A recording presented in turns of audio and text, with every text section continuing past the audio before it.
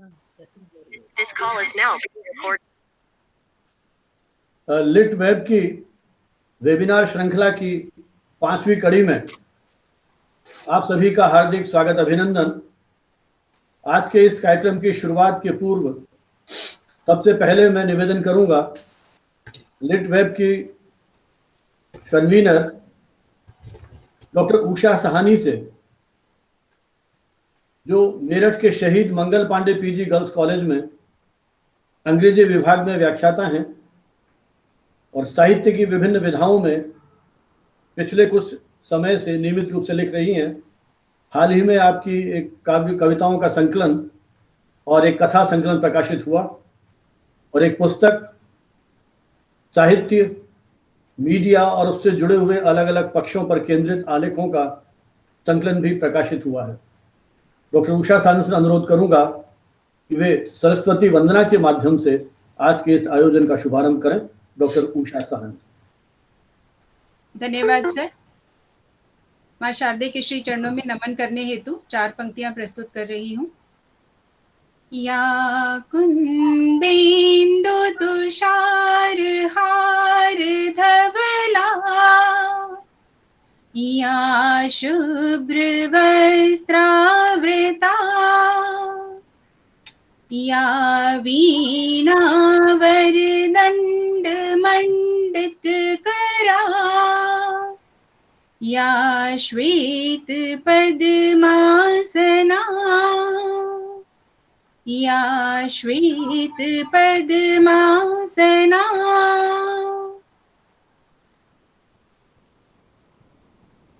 सरस्वती वंदना की इस सुमधुर प्रस्तुति के साथ ही इस आयोजन की निरंतरता को बनाए रखने के लिए पुनः डॉक्टर साहनी से अनुरोध है कि लिट वेब की स्थापना के पीछे जो हमारी उद्देश्य थे उसकी पृष्ठभूमि आपके सामने प्रस्तुत करते हुए आज के आयोजन के बारे में संक्षिप्त में चर्चा करें। डॉक्टर उषा साहनी। पुनः धन्यवाद सर। हर्ष का विषय है कि हम अपनी ये दूसरी श्रृंखला की निरंतरता पहली श्रृंखला के सापेक्ष ही बना पा रहे हैं। पहली श्रृंखला जो कि कम्युनिकेशन टुडे के बैनर से जुड़ी हुई है, जिसमें हम सभी पक्षों को जो कि मीडिया एजुकेशन से संबंधित हैं उन पर चर्चा करते हैं और हमारे साथ यंग एकेडमिशियंस, प्रोफेशनल्स जुड़ करके अपने भावों को, अपने विचारों को हमारे साथ साझा करते आए हैं। इसे हमने इस श्रृंखला को लिट वेब, इसका नाम हमने लिटरेचर वेबिनार सीरीज रखा, क्योंकि हमने इस बात पर ध्यान दिया कि जब जीवन है तो बहुत सारी चीजें हैं जो इस जीवन से जुड़ी हुई हैं और जीवन बिना साहित्य अधूरा है, बिना मनोरंजन अधूरा है, बिना उन विषयों के अधूरा है जो हमारे को समाज से और व्यक्ति विशेष से जोड़ता है। इस लिट वेब की जो संकल्पना रही, आज हम बेहद प्रसन्न हैं इस बात के लिए कि उसमें इतने प्रभावी युवा हमारे साथ जुड़ पा रहे हैं और अपनी अपनी प्रतिभाओं को इस मंच से प्रदर्शित कर पा रहे हैं। हमारे लिए सौभाग्य का विषय है ये। पहली वेबिनार हमने बाल साहित्यकार स्वास्तिक साहनी के प्रथम नॉवल स्ट्रैंगल्ड थ्रेड्स के ऑनलाइन रिलीज से की थी। बीच में हमने एक काव्य गोष्ठी का भी आयोजन किया, जिसमें हमारे साथ जुड़े हुए प्रोफेसर केजी सुरेश, जो कि वीसी पद को सुशोभित कर रहे हैं, उनकी सुपुत्री ने प्रतिभाग किया और उनकी कविताएं जो अंग्रेजी में लिखी हुई हैं उनका अन्य भाषाओं में भी अनुवाद किया गया। तो इस तरह के प्रतिभाशाली युवा जो हमारे साथ जुड़ रहे हैं, हम प्रसन्न हैं और उम्मीद करेंगे कि इसी तरह और भी युवा अपनी अपनी प्रतिभाओं को लेकर हमारे इस मंच से जुड़ें। आज गौरवान्वित हैं, प्रसन्न हैं, खुश हैं एक बार पुनः कि ये युवा film maker, because in today's scenario it is really important to understand the technology.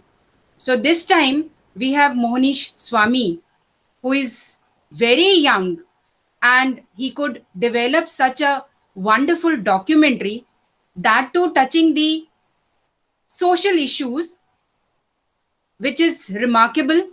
First of all, I would bless you, beta. You have done a brilliant job. Thank you. And I wish that you keep on working in the same capacity, improving more and more, whereas it is very good that you have done, but always there is a scope that you can do far better with all such people who are here on this platform, those who are going to definitely bless you, guide you, and support you. And fortunate that we have Professor K.G. Suresh, we have Professor Om Thanvi ji, we have Professor Durga Prasad Agarwal ji, we have Professor Dr. Sangeeta Gupta ji, about whom I have heard that she's a brilliant literary writer also. And we have Avinash Tripathi ji, again, a brilliant person with his creativity. And also we have Upendra Sharma ji, who is a senior journalist and also a writer. So we are fortunate to have such speakers and such dignitaries to bless this young mind, and looking forward to have this platform decorated with such ignited minds always, today and always. So I welcome all of you. Rest, the detailed introduction will be provided by the convener, the chairperson of this webinar series, Professor Sanjeev Bhanawat, without whose guidance, उनके मार्गदर्शन और उनके support के बिना कोई भी series या कोई भी वेबिनार या कोई भी जुड़ाव मुमकिन नहीं है. मंच आपको सौंपती हूँ, प्रोफेसर भानावत. धन्यवाद डॉक्टर उषा साहनी. जैसा कि आपने बताया, सामाजिक, साहित्यिक, सांस्कृतिक विषयों पर केंद्रित लिट वेब की ये श्रृंखला अभी कुछ ही सप्ताह पूर्व हमने शुरू की, और इसके माध्यम से हमने कोशिश की कि जब ये शैक्षिक गतिविधियां कहीं थम सी गई हैं, तो हम कोशिश करें देश भर के रचनाधर्मी मित्र इस आयोजन के माध्यम से विभिन्न विषयों पर अपने विचार विनिमय की श्रृंखला की निरंतरता को बनाए रखें. उसी क्रम में आज ये महत्वपूर्ण आयोजन है जब हमारा अभिन्न मित्र महेश स्वामी, जिनके साथ लगभग 2.5 दशक का संबंध व्यक्तिगत रूप से मेरा स्वयं का रहा है, उनके पुत्र, जिसको हमने एक तरह से आंखों के आगे बड़े होते हुए देखा है, आज किस तरह से उसने अपनी रचनात्मक प्रतिभा के बल पर अपना पहला एक वृत्तचित्र निर्मित किया है. और हमारे लिए सौभाग्य की बात है कि इस लिट वेब मंच को ये अवसर दिया है कि हम ऐसे एक युवा फिल्म मेकर, डॉक्यूमेंट्री मेकर की डॉक्यूमेंट्री को, उसके वृत्तचित्र को अपने इस मंच के सामने न सिर्फ हिंदुस्तान बल्कि पूरे वैश्विक समुदाय में, क्योंकि ऑनलाइन माध्यम ने सारी भौगोलिक दूरियों को तोड़ दिया है, तो इस मंच के माध्यम से हम इस युवा रचनाकार की इस रचनाधर्मी जो ये प्रयोग किया है, इसको लोगों के सामने ला सके. मोहनीश मात्र 20 वर्ष की आयु, बीएससी सिनेमा के विद्यार्थी, नोएडा से अपनी पढ़ाई कर रहे हैं. और इस पेंडेमिक के दौर का इससे अच्छा उपयोग क्या हो सकता है, जहां उन्होंने अपने समय का उपयोग इस प्रयोग को पूरा करने में किया है, जिसके बारे में हमारे जो विशेषज्ञ आज हैं वो विस्तार से बात करेंगे. आज जैसा डॉक्टर उषा ने बताया कि हमारे बीच में पत्रकारिता, मीडिया और साहित्य के वरिष्ठ विशेषज्ञ हैं, जिनका भाई महेश स्वामी के साथ भी गहरा संबंध रहा है, और उन्होंने मोहनीश की इस पूरी फिल्म को, उसके इस वृत्तचित्र को पूरा देखा है. तो उनकी उन अनुभूतियां आशीर्वचन के रूप में आज हम उनके मुखारविंद से सुनेंगे. सबसे पहले इस क्रम में मैं आमंत्रित कर रहा हूं एक बहुआयामी व्यक्तित्व के धनी, देश के वरिष्ठ पत्रकार, संपादक साहित्यकर्मी, कलाधर्मी, संस्कृति पुरुष, थिएटर, सिनेमा, हिस्ट्री, एंथ्रोपोलॉजी, समाज विज्ञान, पर्यावरण, न जाने कितने क्षेत्रों के साथ जिनका गहरा संबंध रहा है। इन क्षेत्रों में लगातार लिखते पढ़ते रहे हैं आदरणीय ओम थानवी जी को। ओम थानवी जी वर्तमान में हरिदेव जोशी पत्रकारिता जनसंचार विश्वविद्यालय, उसके संस्थापक कुलपति के रूप में राजस्थान की पत्रकारिता शिक्षा को एक नई दिशा देने के लिए तत्पर हैं। आदरणीय थानवी जी का 4 दशक से अधिक समय का पत्रकारिता का करियर रहा है। इस दौरान नानाविध विषयों पर वो निरंतर लिखते रहे हैं, टीवी चैनल्स के माध्यम से अपनी बातों को कहते रहे हैं और सोशल मीडिया के विभिन्न प्लेटफॉर्म्स पर भी आपकी उस एक जो विचार परंपरा है, जो आपकी एक मौलिक विचारधारा है विभिन्न विषयों पर, उसके माध्यम से भी हम शेयर करते रहे हैं। थानवी जी तो पत्रकारिता का करियर, जो जन्म आपका मूलतः है जोधपुर जिले के एक छोटे से गांव से आपने अपनी जीवन यात्रा शुरू की, लेकिन करियर के रूप में बीकानेर के कुछ स्थानीय पत्रों से आपने शुरुआत की। उसके बाद रविवार जैसे एक राष्ट्रीय पत्रिका से आप जुड़ते हैं और कालांतर में राजस्थान का प्रमुख पत्र राजस्थान पत्रिका और इतवारी पत्रिका, जो उनका एक सिस्टर पब्लिकेशन था, उसके साथ लगभग 1 दशक की आपकी पारी रही और न सिर्फ राजस्थान बल्कि देश विदेश से जुड़े हुए बहुत सारे मुद्दों पर आप उस अखबार के माध्यम से उन मुद्दों को आगे लाते रहे। उसके बाद आपने जनसत्ता ज्वाइन किया, इंडियन एक्सप्रेस ग्रुप का समाचार पत्र, उसके साथ लगभग 2.5-3 दशक की आपकी पारी रही और चंडीगढ़ और दिल्ली संस्करणों के आप संपादक भी रहे। जनसत्ता से सेवानिवृत्ति के बाद जवाहरलाल नेहरू विश्वविद्यालय के सेंटर फॉर मीडिया स्टडीज में आप प्रोफेसर के रूप में वहां क्लासेस लेते रहे और इस दौरान अपने करियर में देश के अनेक प्रतिष्ठित संस्थानों में नाम लूंगा तो शायद एक बहुत लंबी सूची हो जाएगी, लेकिन यह मैं संक्षेप में यही कहूंगा कि देश के लगभग सभी प्रमुख केंद्रीय विश्वविद्यालय, चाहे वो अलीगढ़ मुस्लिम यूनिवर्सिटी है, बनारस हिंदू यूनिवर्सिटी है, जितने भी प्रमुख जामिया मिलिया यूनिवर्सिटी है, उन सब में आपके व्याख्यान होते रहे हैं और उनके साथ विभिन्न कैपेसिटी में आप जुड़े रहे हैं।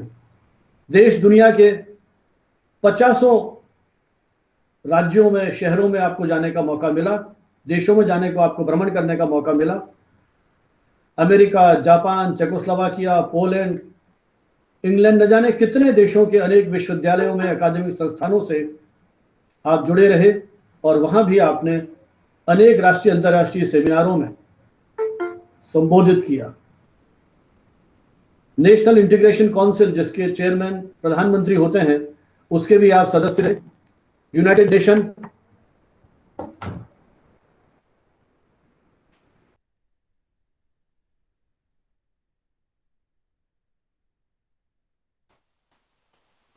प्रोफेसर भानावत, आप सुन पा रहे हैं तो वापस से रिकनेक्ट करिए, आपका ऑडियो चला गया है।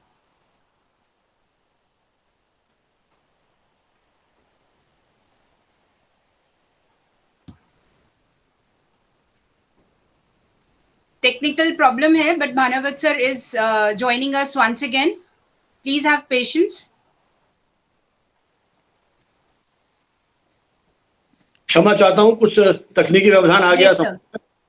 कंटिन्यू करिए सर। तो थानवी जी ने इस तरह के अनेक जो महत्वपूर्ण हमारे देश की एजेंसीज हैं उनके साथ भी काम किया। National integration council, UN, United Nations की जो अर्थ समिट हुई थी, उसके साथ आप जुड़े रहे।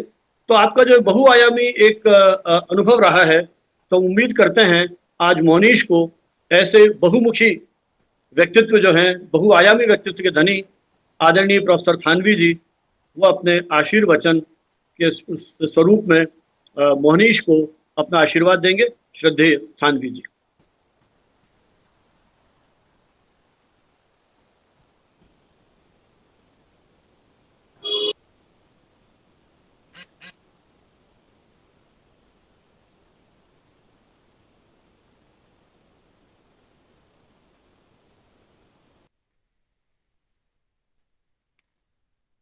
सर थानवी सर हैं? हेलो। हाँ sir, I can see him there in the list. Sir का माइक ऑफ है। मैं हो गया सर, मैं ऑन हो माफी गया। चाहता हूँ, कुछ तकनीकी व्यवधान ये था कि आवाज आप तक नहीं पहुंची क्योंकि माइक ही ऑफ था।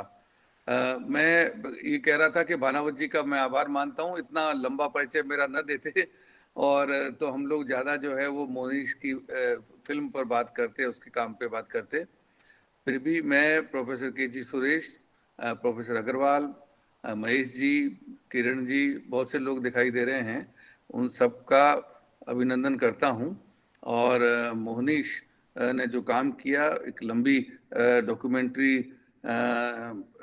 देखने को मिली, बल्कि कहना चाहिए कि एक तरह का कोलाज जो है वो पर्यावरण और ग्रीन हाउस गैसेज और वीगनिज्म और इतना उसका दायरा व्यापक है, उसको देखते हुए उसकी प्रतिभा का अंदाजा हम लगा सकते हैं।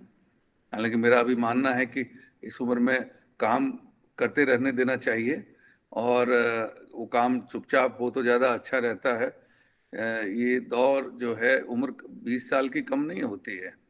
20 साल की उम्र में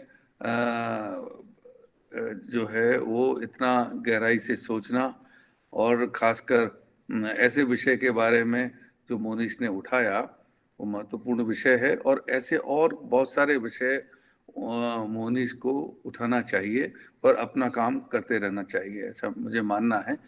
मैं फिल्म के बारे में इतना ही कह सकता हूँ कि वो उस फिल्म में हमारे देश का शाकाहार जो भारत की तो पहचान रही है, और उसके बाद वीगनिज्म जो है, मुझको तो बहुत पहले अंदाज नहीं था। कोई 20 साल पहले मैं जब इटली गया हुआ था और मुझे बड़ा लगता था कि मैं बहुत ही विशुद्ध शाकाहारी हूँ, क्योंकि मैं तो प्याज भी नहीं खाता हूँ, तो हमें लगता था कि शाकाहारियों में भी मैं ज़्यादा शाकाहारी हूँ। लेकिन वहाँ जाके मुझको शर्मिंदा होना पड़ा जब मैंने पाया कि वहाँ ये वीगन आंदोलन चल रहा है, जो हमारे यहाँ तो मैंने उसके बारे में सुना नहीं था कि लोग दूध के भी उत्पाद जो हैं उनका प्रयोग नहीं करते हैं, चमड़े का प्रयोग भी नहीं करते हैं, तो उनको सलाम करने को मन हुआ। और मोहनीश की फिल्म से मुझको अंदाज़ा हुआ कि हमारे यहाँ भी कितना उसका प्रभाव है, इसका भी मुझको बहुत अंदाज़ा नहीं था कि हमारे यहाँ, क्योंकि अभी शाकाहार को लेके भी लोगों में बड़ी बहस और दुविधा चलती रहती है। तो उसमें अगर वीगन विचार हमारे यहाँ आ गया और बहुत से लोग उसका पालन कर रहे हैं, तो ये एक तरीके से मेरे लिए बहुत बड़ी जानकारी की तरह चीज़ सामने आई है।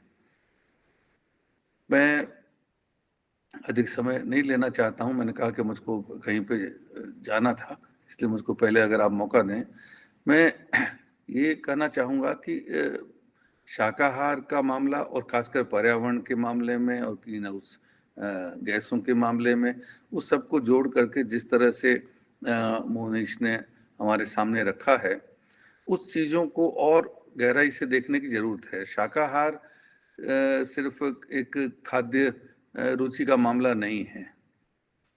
शाकाहार सीधे सीधे अहिंसा से जुड़ा हुआ है, लेकिन उसको बहुत उस तरह से कट्टरता से नहीं लिया जा सकता है। मैं शाकाहारी हूँ, लेकिन किसी के मांसाहारी होने को मैं चुनौती नहीं देना चाहता हूँ। यानी लोकतंत्र में जिस तरह से ये होता है कि आप दूसरे के विचारों की रक्षा करते हैं, उसकी अभिव्यक्ति की भी रक्षा करते हैं, तो उसके खान पान की भी हम रक्षा करते हैं। हम अपनी बात कह सकते हैं कि शाकाहार अच्छी चीज़ है और वीगन अगर कोई व्यक्ति है, तो जैसा उन्होंने पूरी फिल्म में इसके बारे में बताया है और बड़े बड़े वैज्ञानिक समझ का निरूपण करते हुए फिल्म में बताया है कि किस तरीके से इसके लाभ हो सकते हैं। लेकिन वो जो लाभ हैं वो निश्चय ही सभ्यता को मिलते हैं अगर लोग इतने सरोकारों के साथ सोचते हैं। मैंने संयुक्त राष्ट्र की बहुत सी संगोष्ठियों में हिस्सा लिया है जो पर्यावरण पर केंद्रित थी, और उनमें अनिवार्य तौर पे शाकाहार की बात भी होती है, वीगन आंदोलन की बात भी होती है। लेकिन मैं वहाँ पर भी इस बात को कह के आया हूँ, यहाँ पर भी कहता हूँ कि शाकाहार और अहिंसा, गांधी जी का स्मरण तो ऐसे मौके पे अगर हम न करें तो जाती होगी। उन्होंने जितना शाकाहार के प्रचार के लिए कार्य किया, कम लोगों ने किया होगा। तो शाकाहार जो है वो एक तरह से अहिंसा से जुड़ा हुआ है, लेकिन अहिंसा के भी कई रूप हैं। मोहनीश ने अपनी फिल्म में जिन लोगों का हवाला दिया है उसमें कुछ ऐसे लोग भी हैं जो वीगन डाइट का, वीगन खाद्य आहार का निर्वाह करते हैं, लेकिन मैं पाता हूं कि कई बार जीवन में उनके जो रूप देखने में आते हैं, हम अगर कोई व्यक्ति सचमुच अपनी आत्मा से अहिंसा की तरफ है और शाकाहार को एक मूल्य मान करके चलता है, तो जीवन में भी वो चीज उतरनी चाहिए। तो कंगना रनौत का नाम जिक्र उन्होंने किया है, तो जिस तरह से हाल के दौर में उनका रूप मैंने देखा, या उन्होंने मेनका गांधी का जिक्र भी किया है। हम लोग जानते हैं कि वो बरसों से आंदोलन करती हैं, लेकिन जब स्त्रियों के ऊपर जुल्म की बात आती है, या किसानों के ऊपर जुल्म की बात आती है, या लॉकडाउन के दौरान मजदूरों की बात आती है, तो उन लोगों को उस वक्त भी उतना ही मानवीय जाहिर होना चाहिए। सिर्फ शाकाहार या पशुओं की बात है उतना ही नहीं, क्योंकि ये एक पूरा समग्र दृष्टिकोण है जो झलकना चाहिए आपके व्यक्तित्व में। तो शाकाहार या वीगन ये एक विचार पद्धति है, लेकिन एक बड़े विचार पद्धति या सरोकारों का एक हिस्सा मात्र है। वो सिर्फ एक खाने की आपकी रुचि का मामला नहीं है। जैसा मैंने शुरू में आपको कहा, वो एक विचार है, और अगर आप एक विचार को लेकर के चलते हैं और विचार आपके जीवन में उतरता है, तो उस विचार की कई छायाएं, कई छवियां वो बहुत दूर तक जाती हैं, और वो हर तरफ कहीं ना कहीं एक दूसरे से जुड़ी रहती हैं, और आपका व्यक्तित्व भी उन चीज़ों को जोड़ते हुए और उनका निर्वाह करते हुए नजर आना चाहिए। मोहनीश को मेरी पूरी शुभाशंसा है, शुभकामना है कि काम करें और इस तरह के मुद्दे उठा के काम करें, जिसको हम सरोकारी काम कहते हैं।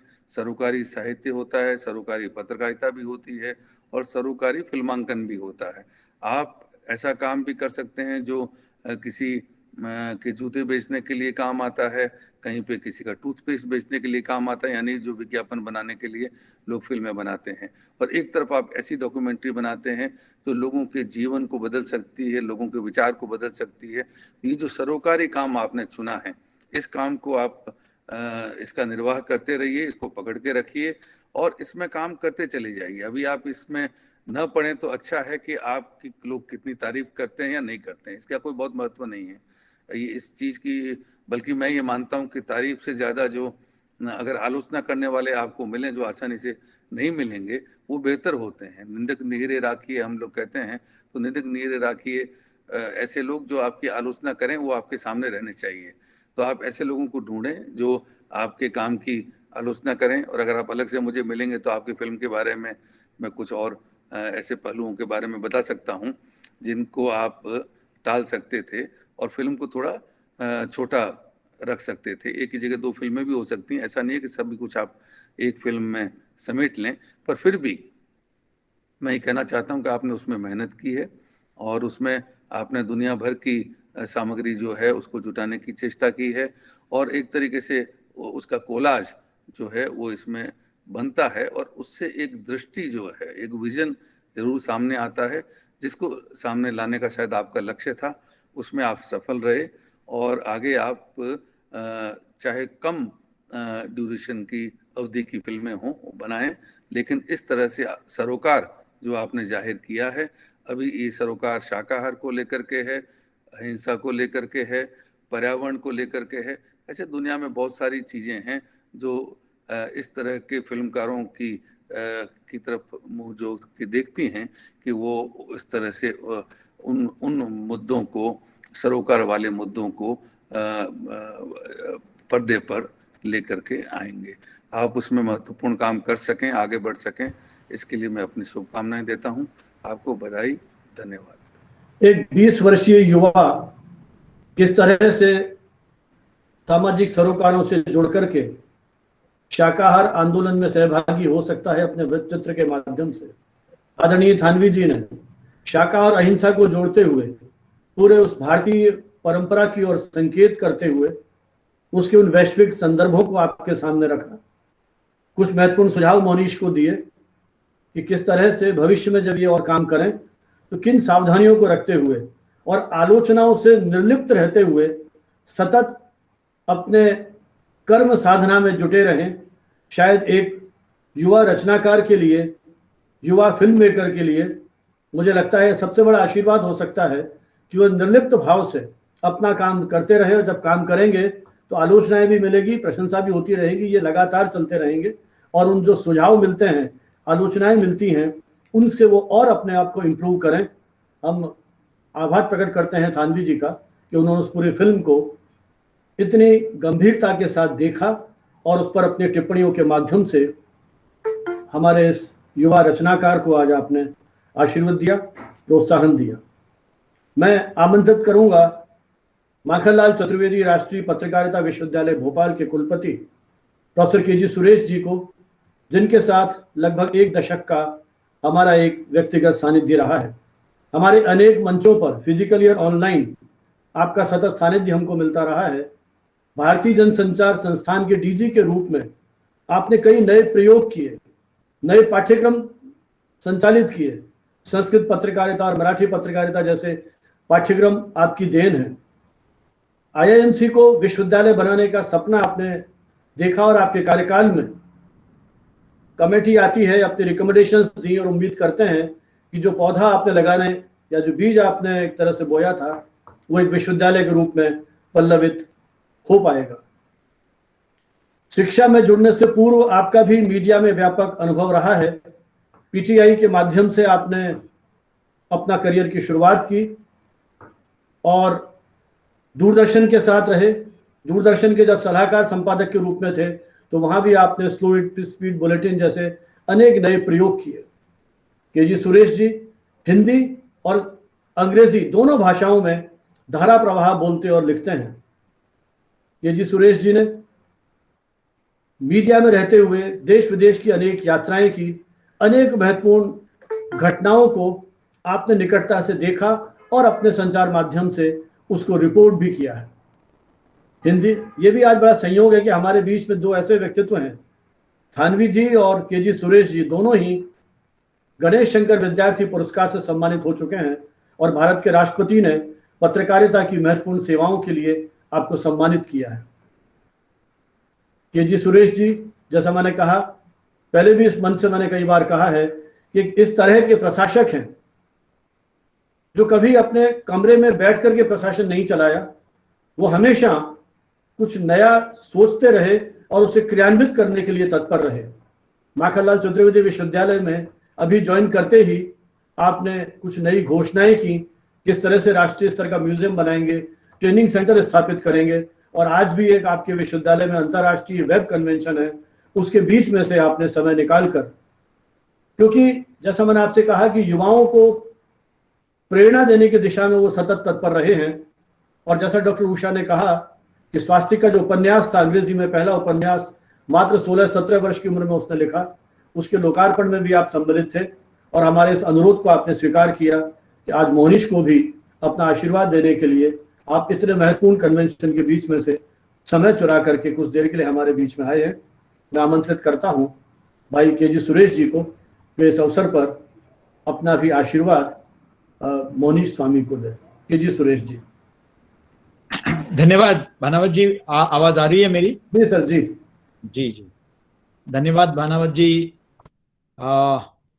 आदरणीय ओम थानवी जी, दुर्गा प्रसाद अग्रवाल जी, संगीता गुप्ता जी, उपेंद्र शर्मा जी, अविनाश त्रिपाठी जी, उषा साहनी जी, महेश स्वामी जी मेरे मित्र, और आज के उत्सव मूर्ति मोहनीश।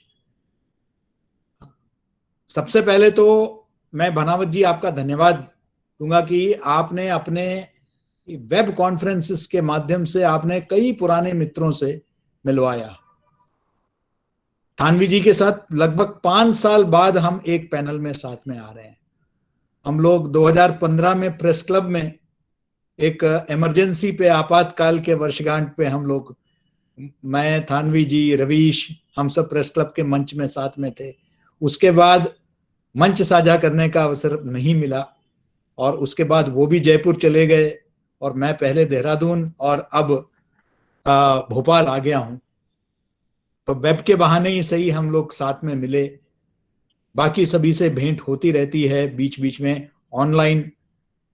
और सबसे पहले तो मैं बधाई दूंगा मोहनीश को कि पिता के जो क्रिएटिविटी है उसको आगे बढ़ाते हुए उन्होंने जो फोटो के दुनिया में जो चमत्कार किए उसको जो है फिल्म जगत में एक सार्थक प्रयास करने के लिए बधाई देना चाहता हूं। लिटवेब इसलिए भी बधाई का पात्र है क्योंकि युवा प्रतिभा को आगे बढ़ाने में बहुत महत्वपूर्ण भूमिका, ये कोई नामी गिरामी लोगों को बुलाकर उनको सम्मानित नहीं कर रहा है जिस तरीके से आमतौर पर होता है। युवा प्रतिभा, चाहे वो स्वास्तिक हो या और अन्य युवा कलाकार हो, युवा लेखक हो, कवि हो, उन सबको आपने मंच प्रदान किया, खासकर कोविड के समय में जब सब हतोत्साहित महसूस कर रहे थे। मैंने भी मोहनीश के फिल्म देखी, 1 घंटे के करीब का फिल्म था, समय निकालना थोड़ा मुश्किल था, लेकिन एक बार देखना शुरू किया तो फिर जब तक पूरा नहीं देखा तब तक उसको रखा नहीं। वाकई काबिले तारीफ है कि एक युवक के मन में इतनी चिंताएं ग्लोबलाइजेशन को लेकर, वेगनिज्म को लेकर, वाकई इतना संवेदनशील आज का युवक हो सकता है क्या?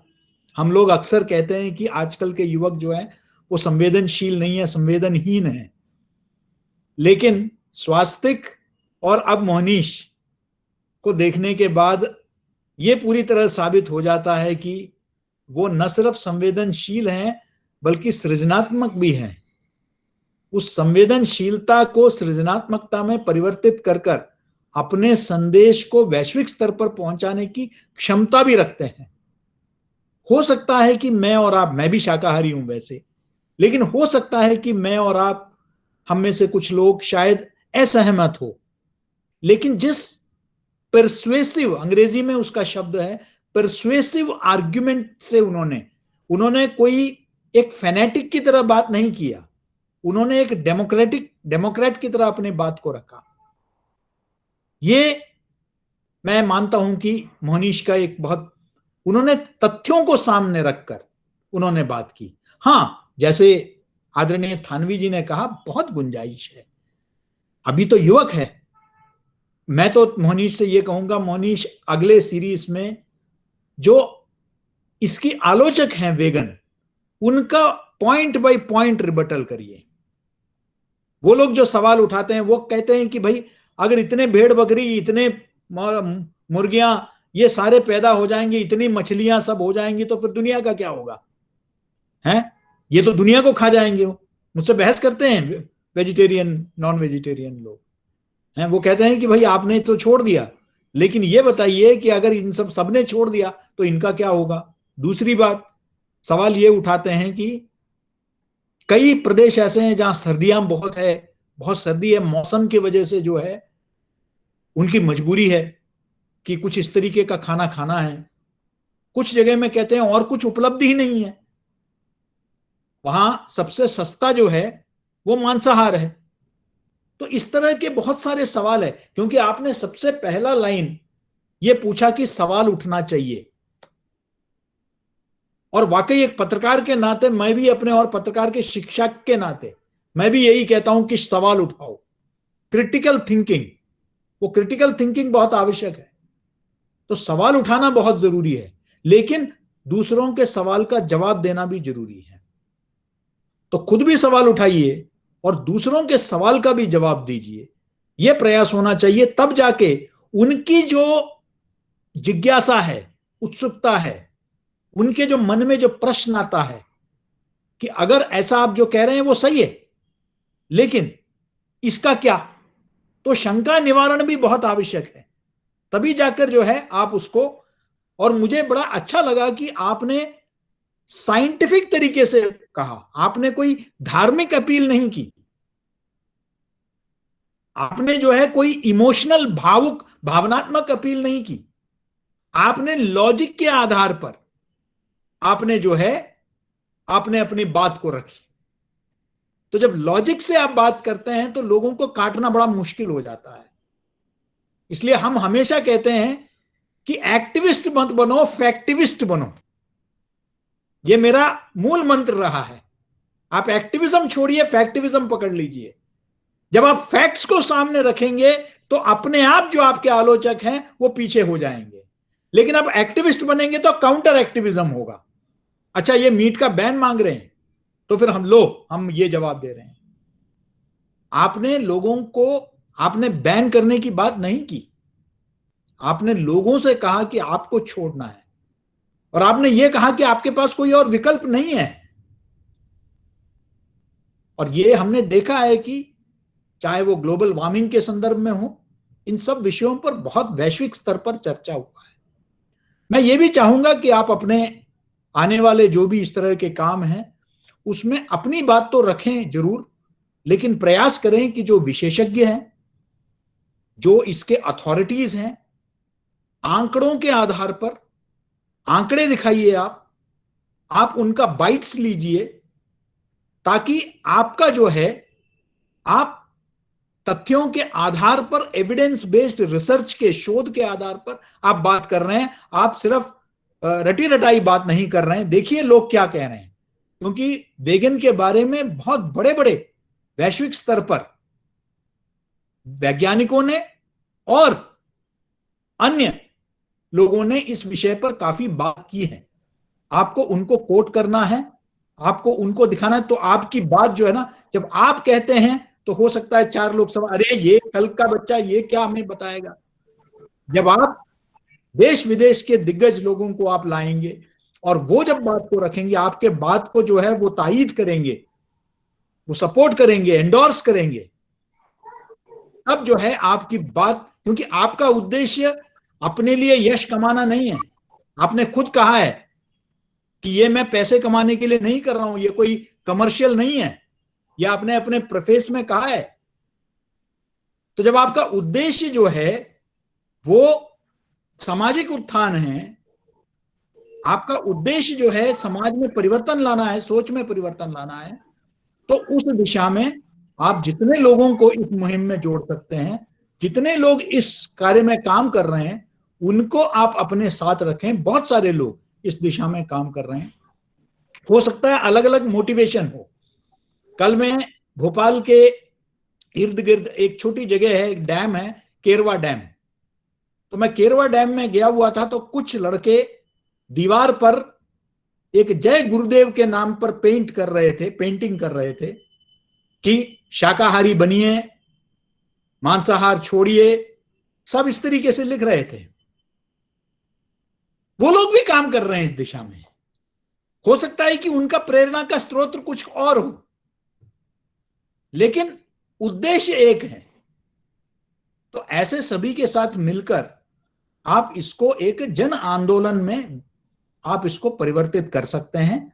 लेकिन इस बात का हमें हमेशा ध्यान रखना चाहिए कि अगर कोई हमसे असहमत नहीं है तो असहमति का उसको पूरा अधिकार है। हम एक लोकतंत्र में हैं, राइट टू फूड, आपका चॉइस है फूड, और आप जो भोजन लेना चाहते हैं उसकी आपकी स्वतंत्रता है। लेकिन आप, अगर आपको विश्वास है कि ये आपके हित में नहीं है, तब आप उसको छोड़ सकते हैं। तो इस भावना से आपने भी फिल्म बनाई है, और मुझे भी विश्वास है कि उसी भावना से दर्शक भी उसको लेंगे। और आपके अंदर मैं बहुत एक अच्छा पोटेंशियल देख रहा हूं, एक अच्छे मूवी मेकर की, एक डॉक्यूमेंट्री मेकर की, क्योंकि डॉक्यूमेंट्री एक बहुत बड़ा आर्ट है जिसमें मैं समझता हूं कि अभी भी, जबकि बहुत सारा प्रयास प्रसार भारती ट्रस्ट के द्वारा, फिल्म डिवीजन के द्वारा, एनएफडीसी के द्वारा बहुत प्रयास जरूर इस दिशा में किए गए थे, कुछ एक बड़े नाम को छोड़कर documentary as an art public के बीच में बुद्धिजीवी देख लेते हैं, कुछ अवार्ड भी मिल जाता है, लेकिन पब्लिक ने अभी भी डॉक्यूमेंट्री को अभी तक स्वीकारा नहीं है। जन जन तक डॉक्यूमेंट्री नहीं पहुंचा है। आपको डॉक्यूमेंट्री को स्वीकार्यता देने की और जनता से सीधे सीधे जुड़ाव हो, इस दिशा में the art of story telling के माध्यम से आपको उन तक पहुंचाना है। आपके अंदर वो क्षमता है, आपके परिवार में बहुत क्रिएटिव लोग हैं और हम सब आपके साथ हैं इस दिशा में। और मुझे भी अच्छा लगेगा एक बार ऑफलाइन मोड में आ जाए तो जरूर माखनलाल के छात्रों को भी आपके फिल्म जरूर हम दिखाएंगे। और आपको हमारी शुभकामनाएं, आने वाले दिनों में आप और इसी तरह के समाज से संबंधित सामाजिक सरोकार रखने वाले विषयों को लेकर आप फिल्म बनाएंगे और एक सकारात्मक संदेश अपने सृजनात्मकता के माध्यम से देंगे, ये मुझे पूरा विश्वास है। मोनीश को बहुत बहुत आशीर्वाद और स्नेह, और महेश जी को बहुत बहुत बधाई, और लिटरेट टीम को भी कि आपने इतना बेहतर आयोजन किया, आपको भी बहुत बहुत धन्यवाद सुरेश जी। प्रोफेसर केजी सुरेश जी ने मोनीश की फिल्म पर कुछ विशेष टिप्पणियां की, सवाल भी उठाए, शंका का निवारण भी किया, और जो एक महत्वपूर्ण बात यह है कि उसमें एक वैज्ञानिक बोध झलकता है। ऐसा नहीं है कि उसे किसी धार्मिक आस्था के आधार पर यह फिल्म बनाई गई हो। तो एक युवा के लिए बड़ी महत्वपूर्ण उपलब्धि है कि वो उस विषय पर इतना शोध अनुसंधान करे कि उसमें निहित वैज्ञानिक तत्व को वो ढूंढ लाए। और एक महत्वपूर्ण संदेश कि एक्टिविस्ट नहीं, प्रैक्टिविस्ट बनी है। किसी भी रचनाकार के लिए, जर्नलिस्ट के लिए, फिल्म मेकर के लिए, मीडिया कर्मी के लिए मुझे लगता है कि ये एक महत्वपूर्ण आधार हो सकता है चिंतन के लिए कि उसे अपने करियर में, अपने विचारों में किस तरह से मार्ग तलाशना है। एक्टिविस्ट नहीं, प्रैक्टिविस्ट बनिए। मुझे लगता है केजी सुरेश जी जब भी हमारे इन आयोजनों में आते हैं तो एक आधा सूत्र वाक्य दे जाते हैं जिस पर हम घंटों चिंतन कर सकते हैं, जो एक तरह से जीवन को एक नई दिशा भी देता है। तो हम आभारी हैं आदरणीय केजी सुरेश जी के कि उन्होंने मोहनीश को अपना आशीर्वाद दिया, इस उम्मीद में कि वो भी लगातार अपने मिशन में काम करता रहे। और किसी भी रचनाकर्मी के लिए बहुत बड़ा एक आश्वासन है कि किसी विश्वविद्यालय के कुलपति के माध्यम से ये संकेत मिले कि उस फिल्म का प्रदर्शन विश्वविद्यालय के विद्यार्थियों के बीच में किया जाएगा।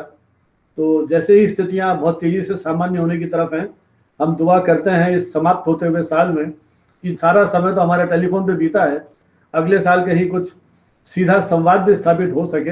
हमें भी बहुत समय हो गया है आपसे मिले हुए, तो उम्मीद करते हैं कि ऐसे ही किसी मंच पर फिजिकली भी मिलेंगे। लेकिन आपने जिस तरह से अपनी बात अपनी व्यस्तताओं के बीच में रखी है, हम सभी लोग एक तरह से गौरवान्वित हैं, भावुक हैं। आपने किस तरह से इस युवा रचनाकार को आगे बढ़ने की प्रेरणा दी है। और अब ऐसी ही एक और शख्सियत हमारे बीच में है जिनका साहित्य, मीडिया और इससे जुड़े हुए बहुत सारे जो पक्ष हैं उन पर एक लंबी पारी खेली है। लगभग 17 वर्ष पहले सेवानिवृत्ति के बाद आज भी जब सामान्यतः लोग सोचते हैं कि बहुत काम कर लिया, अब कुछ आराम करते हैं, ऐसे दौर में डॉक्टर दुर्गा प्रसाद जी अग्रवाल लगातार रचनात्मक लेखन से जुड़े हुए हैं। ये इनके व्यक्तित्व की मुझे लगता है कि बहुत बड़ी विशेषता है, और शायद यही जो इनकी अभिरुचि है सतत लिखने की, यही सक्रियता जो है इनको जीवंत बनाए हुए है। डॉक्टर दुर्गा प्रसाद अग्रवाल मूलतः हिंदी के प्राध्यापक रहे, प्रिंसिपल बने, और सेवानिवृत्ति तक पहुंचने के पूर्व अब राजस्थान सरकार का जो उच्च शिक्षा विभाग है, निदेशालय, कॉलेज शिक्षा निदेशालय, वहाँ जॉइंट डायरेक्टर के रूप में आप सेवानिवृत्त हुए। ये तो इनका परिचय प्रोफेशनल था, जिसमें आजीवन उन्होंने अध्यापन और प्रशासन में अपना योगदान दिया। लेकिन जो मुख्य परिचय है वो एक लेखक, साहित्यकार और रचनाकर्मी के रूप में है। आपने एक बहुत पुरानी पत्रिका जिसका अक्सर जिक्र होता है जब हम महिला सशक्तिकरण की बात करते हैं, महिला मुद्दों की बात करते हैं, मानुषी पत्रिका के लिए हिंदी में बहुत सारा अनुवाद आपने किया। इसी तरह पूर्व विदेश मंत्री नटवर सिंह की एक पुस्तक थी संस्मरणों पर केंद्रित, प्रोफाइल एंड लेटर्स, उसका हिंदी अनुवाद आपने किया, चेहरे और चिट्ठियां। ऐसे अनुवाद आपने बहुत सारे किए, बहुत ही गूगल के लिए आप लंबे समय तक अनुवाद करते रहे हैं, तो अनुवादों में आपका बहुत व्यापक अनुभव है। इसके अलावा लगभग 1 दर्जन से अधिक पुस्तकें आपकी प्रकाशित हो चुकी हैं और बहुत सारी पुस्तकों में नियमित रूप से आप लेखादि लिखते रहे हैं। लगभग 8 बार विदेश जाना आपका हुआ, और अमेरिका प्रवास के दौरान आपने अपनी एक पुस्तक लिखी थी, आंखन देखी खूब। यह पुस्तक उस दौर में विशेष चर्चित रही और उसे राजस्थान साहित्य अकादमी का कन्हैयालाल सहल पुरस्कार भी दिया गया। इसके अतिरिक्त बहुत सारी पुस्तकें हैं, देश परदेश, समाज का सच, पंचायत, समय की पंचायत, देश हम बना रहे हैं, आदि अनेक पुस्तकें हैं जो हमारे समकालीन जो परिवेश है उस पर ये केंद्रित है। आकाशवाणी और दूरदर्शन से आप नियमित रूप से प्रसारित होते रहे हैं। राजस्थान पत्रिका में बरसों तक आपने नई पुस्तकों पर केंद्रित कॉलम भी लिखा है, और इंटरनेट पर मेरे ख्याल जब ये इस तरह की चर्चा नहीं होती थी उस समय एक इंटरनेट पर एक पत्रिका निकालना, ई मैगजीन, वो अपने आप एक बहुत बड़ी उपलब्धि थी। उन्होंने एक ई मैगजीन भी निकाली, और आपका एक ब्लॉग जोग लिखी नाम से भी रेगुलर आप लिख रहे हैं। जयपुर इंटरनेशनल फिल्म फेस्टिवल, इसकी जूरी के मेंबर हैं। तो सिनेमा, मीडिया, साहित्य, संस्कृति आदि विषयों पर आप निरंतर लिखते रहे हैं, और मेरे साथ तो इनका व्यक्तिगत सानिध्य रहा है। वर्षों तक हमारे विभाग में, हमारे रिफ्रेशर कोर्सेज में आपकी बराबर सहभागिता बनी रही है। इस अवसर पर मैं अनुरोध करूंगा डॉक्टर दुर्गा प्रसाद अग्रवाल जी से कि वे भी अपना आशीर्वाद दें। डॉक्टर अग्रवाल। धन्यवाद डॉक्टर संजीव जी। मैं देख रहा हूँ बहुत सारे मित्र यहाँ मौजूद हैं, के अग्रवाल साहब, उपेंद्र जी, संगीता जी, उषा साहनी जी, महेश स्वामी जी, और बहुत सारे मित्रों को मैं, अविनाश त्रिपाठी जी देख रहा हूँ। मैं सभी का अभिवादन करता हूँ। आज का दिन मोहनीश का दिन है, इसलिए सबसे पहले तो उन्हें बधाई। वे एक कलाकार के रूप में विकसित हो रहे हैं, लेकिन उससे पहले वे हमारे परिवार के सदस्य हैं, और अपने परिवार का बच्चा जब आगे बढ़ता है तो खुशी होना बहुत स्वाभाविक है। अभी मेरे से पूर्व जिन दो विद्वान वक्ताओं ने अपनी बात कही, ओम थानवी जी और के.जी. सुरेश जी ने, उन्होंने कुछ बहुत महत्वपूर्ण मुद्दों की तरफ संकेत किया, और मुझे लगा कि मुझे अपनी बात को वहीं से आगे बढ़ाना चाहिए। इस डॉक्यूमेंट्री का शीर्षक देखकर मैं चौंका था, इट्स नॉट योर चॉइस। मुझे लगा कि फिल्मकार जैसे हमें चुनौती दे रहा है और कह रहा है कि नहीं, आपको चुनने का कोई अधिकार नहीं है, आपको चुनने की कोई जरूरत नहीं है, ये तो सब कुछ तय है। इस शीर्षक को मैंने देश में अभी जो माहौल है उस संदर्भ में देखना और समझना शुरू किया था। मेरा हमेशा से मानना रहा है कि कोई क्या खाता है, क्या पीता है, क्या पहनता है, कैसे रहता है, किससे विवाह करता है, ये सब उसके निजी मामले हैं, और इन मामलों में चयन की आजादी उस व्यक्ति विशेष को होनी चाहिए। मैं बहुत कष्ट से पिछले कुछ समय से ये देख रहा हूं कि जब ईद आती है तो लोगों का शाकाहार बहुत प्रबल हो जाता है, और वे ईद पर जो मांसाहार होता है उसके विपक्ष में बहुत सारी बातें कहने लगते हैं। जब कोई त्योहार आता है, अभी क्रिसमस गया है, तो लोगों को लगता है कि आप क्रिसमस पर बधाई क्यों दे रहे हैं। नया साल आने वाला है 3 दिन बाद, तो लगता है कि ये हमारा नया साल नहीं, इस पर हम बधाई क्यों दें। तो ये जो एक तरह का अजीब सा माहौल है, वो माहौल मुझे बहुत व्यथित करता है। मैं व्यक्ति की स्वतंत्रता का पक्षधर हूं, और मेरा ये मानना है कि हम सबको अपनी अपनी राह, अपनी अपनी पसंद की चीजें चुनने का अधिकार है, और इस अधिकार की रक्षा करनी चाहिए। लेकिन ये कहानी का आधा भाग है, जहां किसी को इस बात का अधिकार है कि वो क्या खाए, क्या पहने, वहीं किसी और को ये भी अधिकार है कि वो ये बताए कि मुझे क्या अच्छा और क्या उचित लग रहा है। मोहनीश की डॉक्यूमेंट्री यही काम करती है। शीर्षक भले ही उसका उत्तेजित करने वाला हो। और मैं तो मोहनीश से अनुरोध करूंगा कि वो अपने शीर्षक पर जरूर पुनर्विचार करे। वैसे तो एक 20 साल का युवा अगर इस ऊर्जा से भरा है और इस दावे से अपनी बात कह रहा है तो ये बहुत स्वाभाविक है। इस दावे से वही कह सकता है। जब वो भी 40-50 साल के बाद कोई बात कहने लगेंगे तो शायद उनके मन में भी संशय अधिक प्रबल होगा। अभी इस उम्र में तो ये होता ही है, बहुत स्वाभाविक है। अगर वो ऐसा नहीं करते तो मुझे आश्चर्य होता। लेकिन ये बात एक तरफ रखें, थानवी जी ने भी कहा, के जी सुरेश जी ने भी कहा, और मैं भी उन्हीं के स्वर में स्वर मिलाकर कहूं कि मैं भी शुद्ध शाकाहारी हूं, लेकिन मुझे किसी का मांसाहारी होना कष्ट नहीं देता है। ये तो एक बात हुई, बहुत निजी बात हुई। मैं अगर शाकाहारी नहीं होता तब भी मैं यही बात कहता, मैं शाकाहारी हूं तब भी यही बात कह रहा हूं। लेकिन हमारे शाकाहारी होने से या हमारे मांसाहारी होने से मोनीश का अपनी बात कहने का अधिकार खत्म नहीं हो जाता है। उन्हें अपनी बात कहने का उतना ही अधिकार है जितना हमें उसे सुनने का या नहीं सुनने का। और यहां एक कलाकार का कौशल सामने आता है कि वो अपनी बात आपको सुना पा रहा है। 1 घंटे से अधिक समय की डॉक्यूमेंट्री जब आप देखना शुरू करते हैं तो आप फिर बीच में इसको छोड़ नहीं पाते हैं। मैं फिल्म कला का विशेषज्ञ नहीं हूं, फिल्मों का शौकीन जरूर हूं, देखता भी खूब हूं, लेकिन तकनीकी रूप से मैं स्वीकार करूं कि मैं निरक्षर हूं। लेकिन मैं तो ये मानता हूं कि एक कला वो है जो सीधे आप तक पहुंच जाए, अपनी बात आपको कह दे और अपनी बात खत्म होने तक आपको अपने से जोड़े रखे। तो मोनीश की डॉक्यूमेंट्री ये काम तो बखूबी करती है।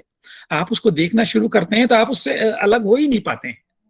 और एक एक तर्क, एक एक बात, एक एक जानकारी वो जिस कौशल के साथ अगली जानकारी के साथ जोड़ते चलते हैं, जितने स्मूथ उसके ट्रांजिशंस हैं और जितनी रिसर्च उन्होंने उस डॉक्यूमेंट्री के लिए की है, वो उसके हर पल में बोलकर आपसे मुखातिब होती है और आपको सुनने के लिए, सोचने के लिए विवश करती है।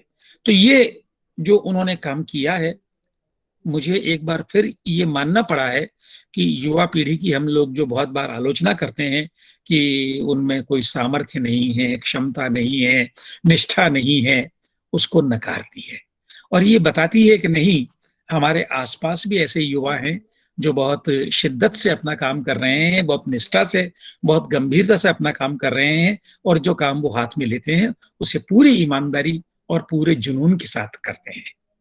मोनीश ने वेगनिज्म को अपनी इस डॉक्यूमेंट्री के केंद्रीय विषय के रूप में चुना है और उससे संबद्ध जितनी जानकारियां संभव हो सकती थी वो उन्होंने जुटाई हैं। और न केवल जुटाई हैं, अगर जुटाकर एक साथ वो पटक देते तो वो एक कूड़े का ढेर होता, लेकिन उन्होंने उनको जिस कौशल के साथ संजोया है वो उनकी कलात्मक क्षमताओं का भी अच्छा परिचय देता है। इस पूरी डॉक्यूमेंट्री को देखने के बाद जहां से मैंने अपनी बात शुरू की थी, मैं उससे राह बदलने को मजबूर होता हूं। मन्नू भंडारी हिंदी की एक बड़ी कथाकार हैं। उन्होंने एक बार भीष्म साहनी की कहानी पर एक टिप्पणी की थी। वो टिप्पणी मुझे हमेशा याद रहती है और वही टिप्पणी, मन्नू जी की वो टिप्पणी मैं मोहनीश की इस डॉक्यूमेंट्री के लिए काम में लेना चाहता हूं। मन्नू जी ने भीष्म जी की कहानी के लिए लिखा था कि इसका कहानी का शीर्षक था भाग्य रेखा। उस कहानी के लिए मन्नू जी ने लिखा है। मन्नू जी कहते हैं, इस कहानी को पढ़ने के बाद आप वही नहीं रह जाते हैं जो इस कहानी को पढ़ने से पहले थे। यही बात मैं it's not your choice documentary को देखने के बाद कहता हूं कि इसे देखने से पहले आप जो थे, इसके देखने के बाद आप वही नहीं रह जाते हैं। तो अगर एक डॉक्यूमेंट्री आपको इस तरह से बदल सकती है तो मुझे लगता है इससे ज्यादा उससे और क्या अपेक्षा करें। लेकिन नहीं, मैं डॉक्यूमेंट्री से भले ही अपेक्षा ना करूं, मोनीश से मैं बहुत अपेक्षा करता हूं। मैं उम्मीद करता हूं कि वे अपने इस जुनून को कायम रखेंगे और नए नए विषय चुनेंगे और उन विषयों पर अपनी बात इसी कौशल के साथ कहते चलेंगे। अभी थानवी जी ने जो बात कही थी वो बात मैं भी दोहराना चाहूंगा और वो बात यह है कि उन्हें प्रयास करना चाहिए कि वो समय के विस्तार को थोड़ा सा कम करें। ये जो भाग दौड़ वाला समय है, इस भाग दौड़ वाले समय में लोग बहुत जल्दी दूसरी तरफ मुड़ जाते हैं, तो हमें इस बात की भी चिंता करनी चाहिए। आज देखिए ना, साहित्य में भी महाकाव्यों का युग चला गया ना।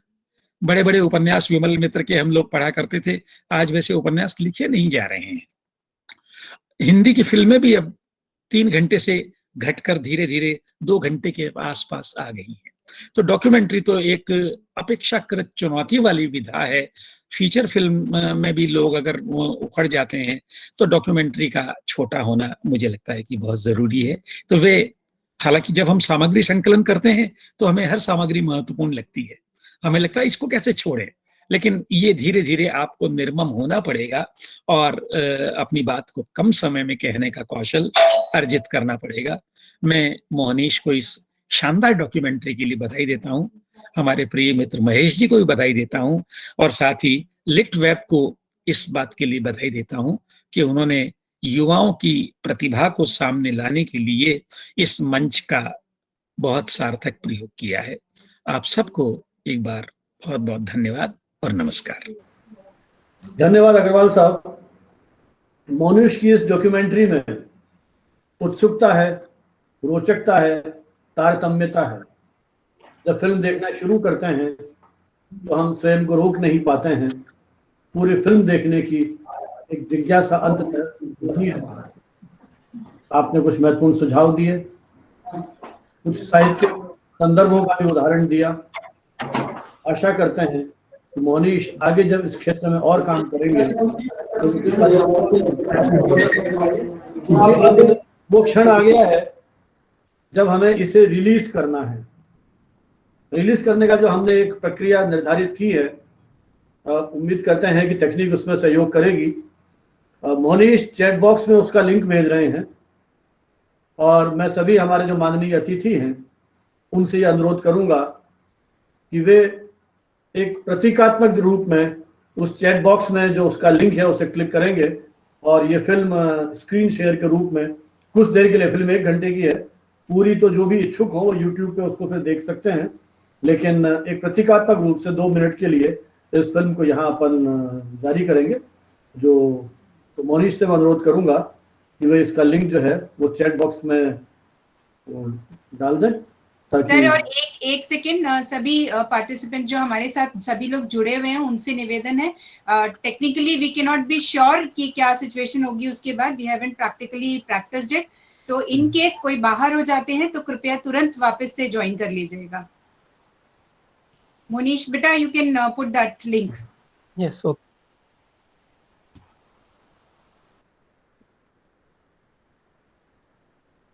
Yeah, it's there.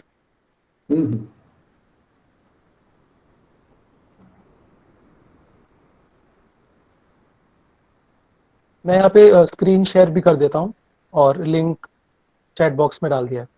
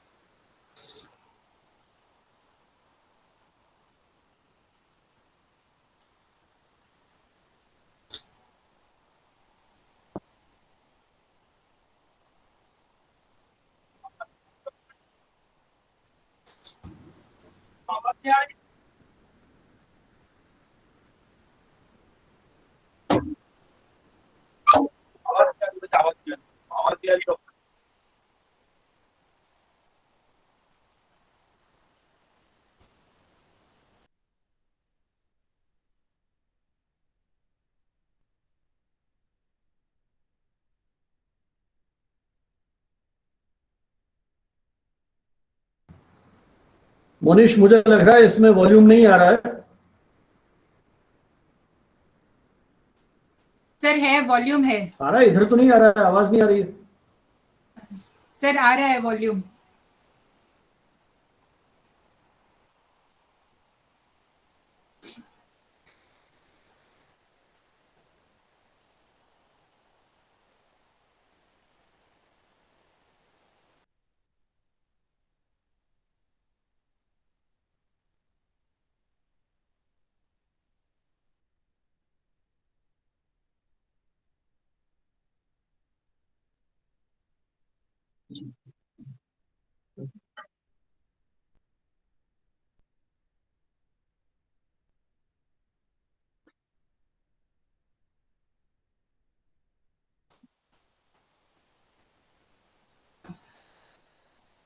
Monish,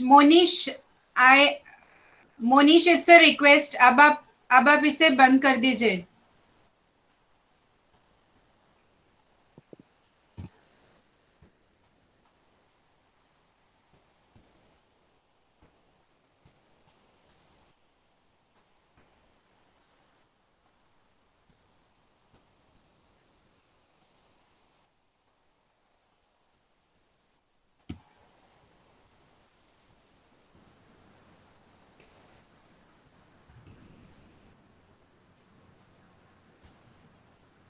Monish, इसको बंद कर दो मेरे ख्याल से।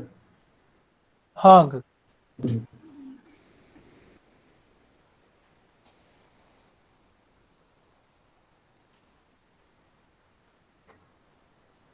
चलिए, बधाई देते हैं मोनिश को। उनके इस फिल्म का ये ऑनलाइन रिलीज लिट वेब के मन से यहाँ हुआ है, और जो भी हमारे मित्र हैं इसको देखना चाहें, सोशल मीडिया प्लेटफॉर्म के माध्यम से इसका लिंक सभी को शेयर कर दिया जाएगा। यहाँ चैट बॉक्स में भी लिंक दिया गया है, वो उस पूरी फिल्म को देख सकते हैं। बहुत बहुत बधाई मोहनीश को और उनके पिता महेश स्वामी जी को उनके इस प्रयास के लिए।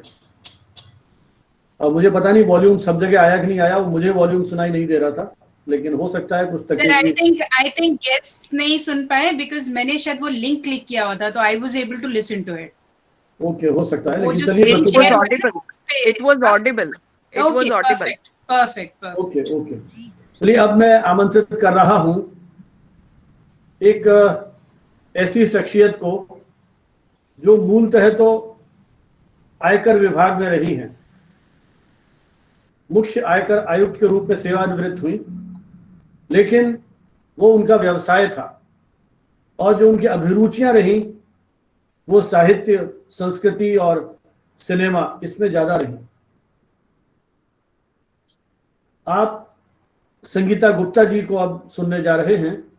संगीता गुप्ता जी ने देश भर में अब तक 35 सोलो एकल प्रदर्शनियां और 200 से ज्यादा सामूहिक चित्रकला प्रदर्शनियां आयोजित की गई हैं, जहां अपनी जो चित्र है उनको वहां आपने प्रदर्शित किया। विभिन्न विषयों पर आपकी लगभग 20 पुस्तकें प्रकाशित हो चुकी हैं, और उसमें से 9 पुस्तकें देश दुनिया की अनेक भाषाओं में अनुदित भी हो चुकी हैं। आपने 9 वृत्त चित्रों का निर्देशन किया है, जो कला, सिनेमा और साहित्य के क्षेत्र में उनकी सक्रियता और उनकी अभिरुचि को संकेत करता है। अनेक सम्मान और पुरस्कारों से आपको सम्मानित किया जा चुका है। मूलतः आप अपने अमूर्त चित्रों और कविताओं के लिए राष्ट्रीय अंतर्राष्ट्रीय स्तर पर चर्चित रही हैं, प्रसिद्ध रही हैं। आपकी यूं तो जैसा मैंने कहा कि एक लंबी श्रृंखला है पुस्तकों की, लेकिन उनमें जो प्रमुख हैं, Kashmir spirit of solace, Jammu shades of time, बीज सिर्फ जमीन पर उगते हैं, एक ख्वाब आसमां हुआ जाता, लाल बत्ती के बच्चे, रोशनी का सफर, आदि आदि। साहित्य और संगीत में, फिल्म में जिनकी गहरी रुचि है संगीता गुप्ता जी की, उनसे अनुरोध करूंगा कि इस डॉक्यूमेंट्री के बारे में आपने क्या महसूस किया, अपने उन शब्दों के माध्यम से मोनीश को अपना आशीर्वाद दें। संगीता गुप्ता जी।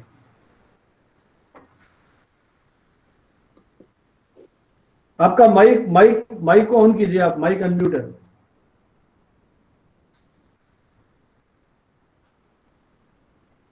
अभी भी आवाज नहीं आ रही है, आपका माइक अनम्यूट है। माइक अभी कंप्यूटर में लेफ्ट में एक बटन होगा। now it's okay. Now it's okay. Okay. Yes ma'am, yes ma'am. Good evening everybody. आप सबको एक सार्थक चर्चा के लिए पहले मैं साधुवाद दूंगी। और मोनीश एक प्रखर फिल्म निर्माता के रूप में सामने आते हैं। मुझे चूंकि जिन चीज़ों के बारे में बातचीत हो चुकी है मैं उनको दोहराना नहीं चाहती हूँ। एज अ फिल्म मेकर मैंने इनकी फिल्म में क्या देखा, क्योंकि मैं भी डॉक्यूमेंट्री फिल्म में थोड़ी बहुत रुचि रखती हूँ, बनाती रहती हूँ, तो उस एंगल से मैं उसके बारे में बात करूँगी, क्योंकि उसके बाकी एस्पेक्ट्स के बारे में बातचीत हो चुकी है। बाद में बोलने का यही सबसे बड़ा दुर्भाग्य होता है कि आप जो सोचते हैं फिर वो बोलने के बजाय आपको सुनना पड़ता है। एनीवे, मोनीश और महेश, इनसे मेरी घनिष्ठता है। कई बार होता है कि आप इंसान से पहली बार मिलते हैं और आपकी घनिष्ठता होती है। तो सबसे बड़ी बात तो ये है कि महेश को मैं एज अ पेरेंट सबसे पहले उसको इसके लिए बधाई देती हूँ कि उसने अपने बच्चे को ऐसे निखारा। अगर हर माँ बाप अपने बच्चे को एक ऐसा अवसर दें, उनके ऊपर भरोसा रखें और उनसे उम्मीद रखें कि वो बहुत अच्छा करेंगे, तब वो जरूर अच्छा करते हैं। This is a message for all kids and all parents की पेरेंटिंग अगर अच्छी होती है तो बच्चे में बहुत सारी प्रतिभाएं जो उसके अंदर होती हैं वो उभर कर आती हैं, और उसका जीता जागता उदाहरण मोनीश स्वामी है। महेश ने उसके ऊपर मेहनत की है, उसको प्यार दिया है। सबसे बड़ी बात एक अनकंडीशनल लव और कॉन्फिडेंस अगर पेरेंट में हो कि बच्चा मेरा प्रखर होगा ही, वो कुछ अच्छा करेगा ही, तभी करता है। और मोनीश ने उसको करके दिखाया, इसलिए मोनीश भी बहुत ज्यादा मेरी शुभकामनाएं, मेरा आशीर्वाद उसके साथ इस बात के लिए रहेगा। मोनीश से भी एक आध बार मेरी मुलाकात हुई है इधर पिछले सालों में। मैं जयपुर कई बार गई हूँ, कुछ काम कर रही थी वहां पर, तो दोनों से मेरी मुलाकात हुई है। मोनीश जो कोर्स कर रहे हैं उसको हम जब कोर्स कर रहे होते हैं तो ऑन जॉब ट्रेनिंग, इस तरह की छोटी छोटी चीजें होती हैं, पर उन्होंने कोविड के समय को बिल्कुल बर्बाद नहीं होने दिया है।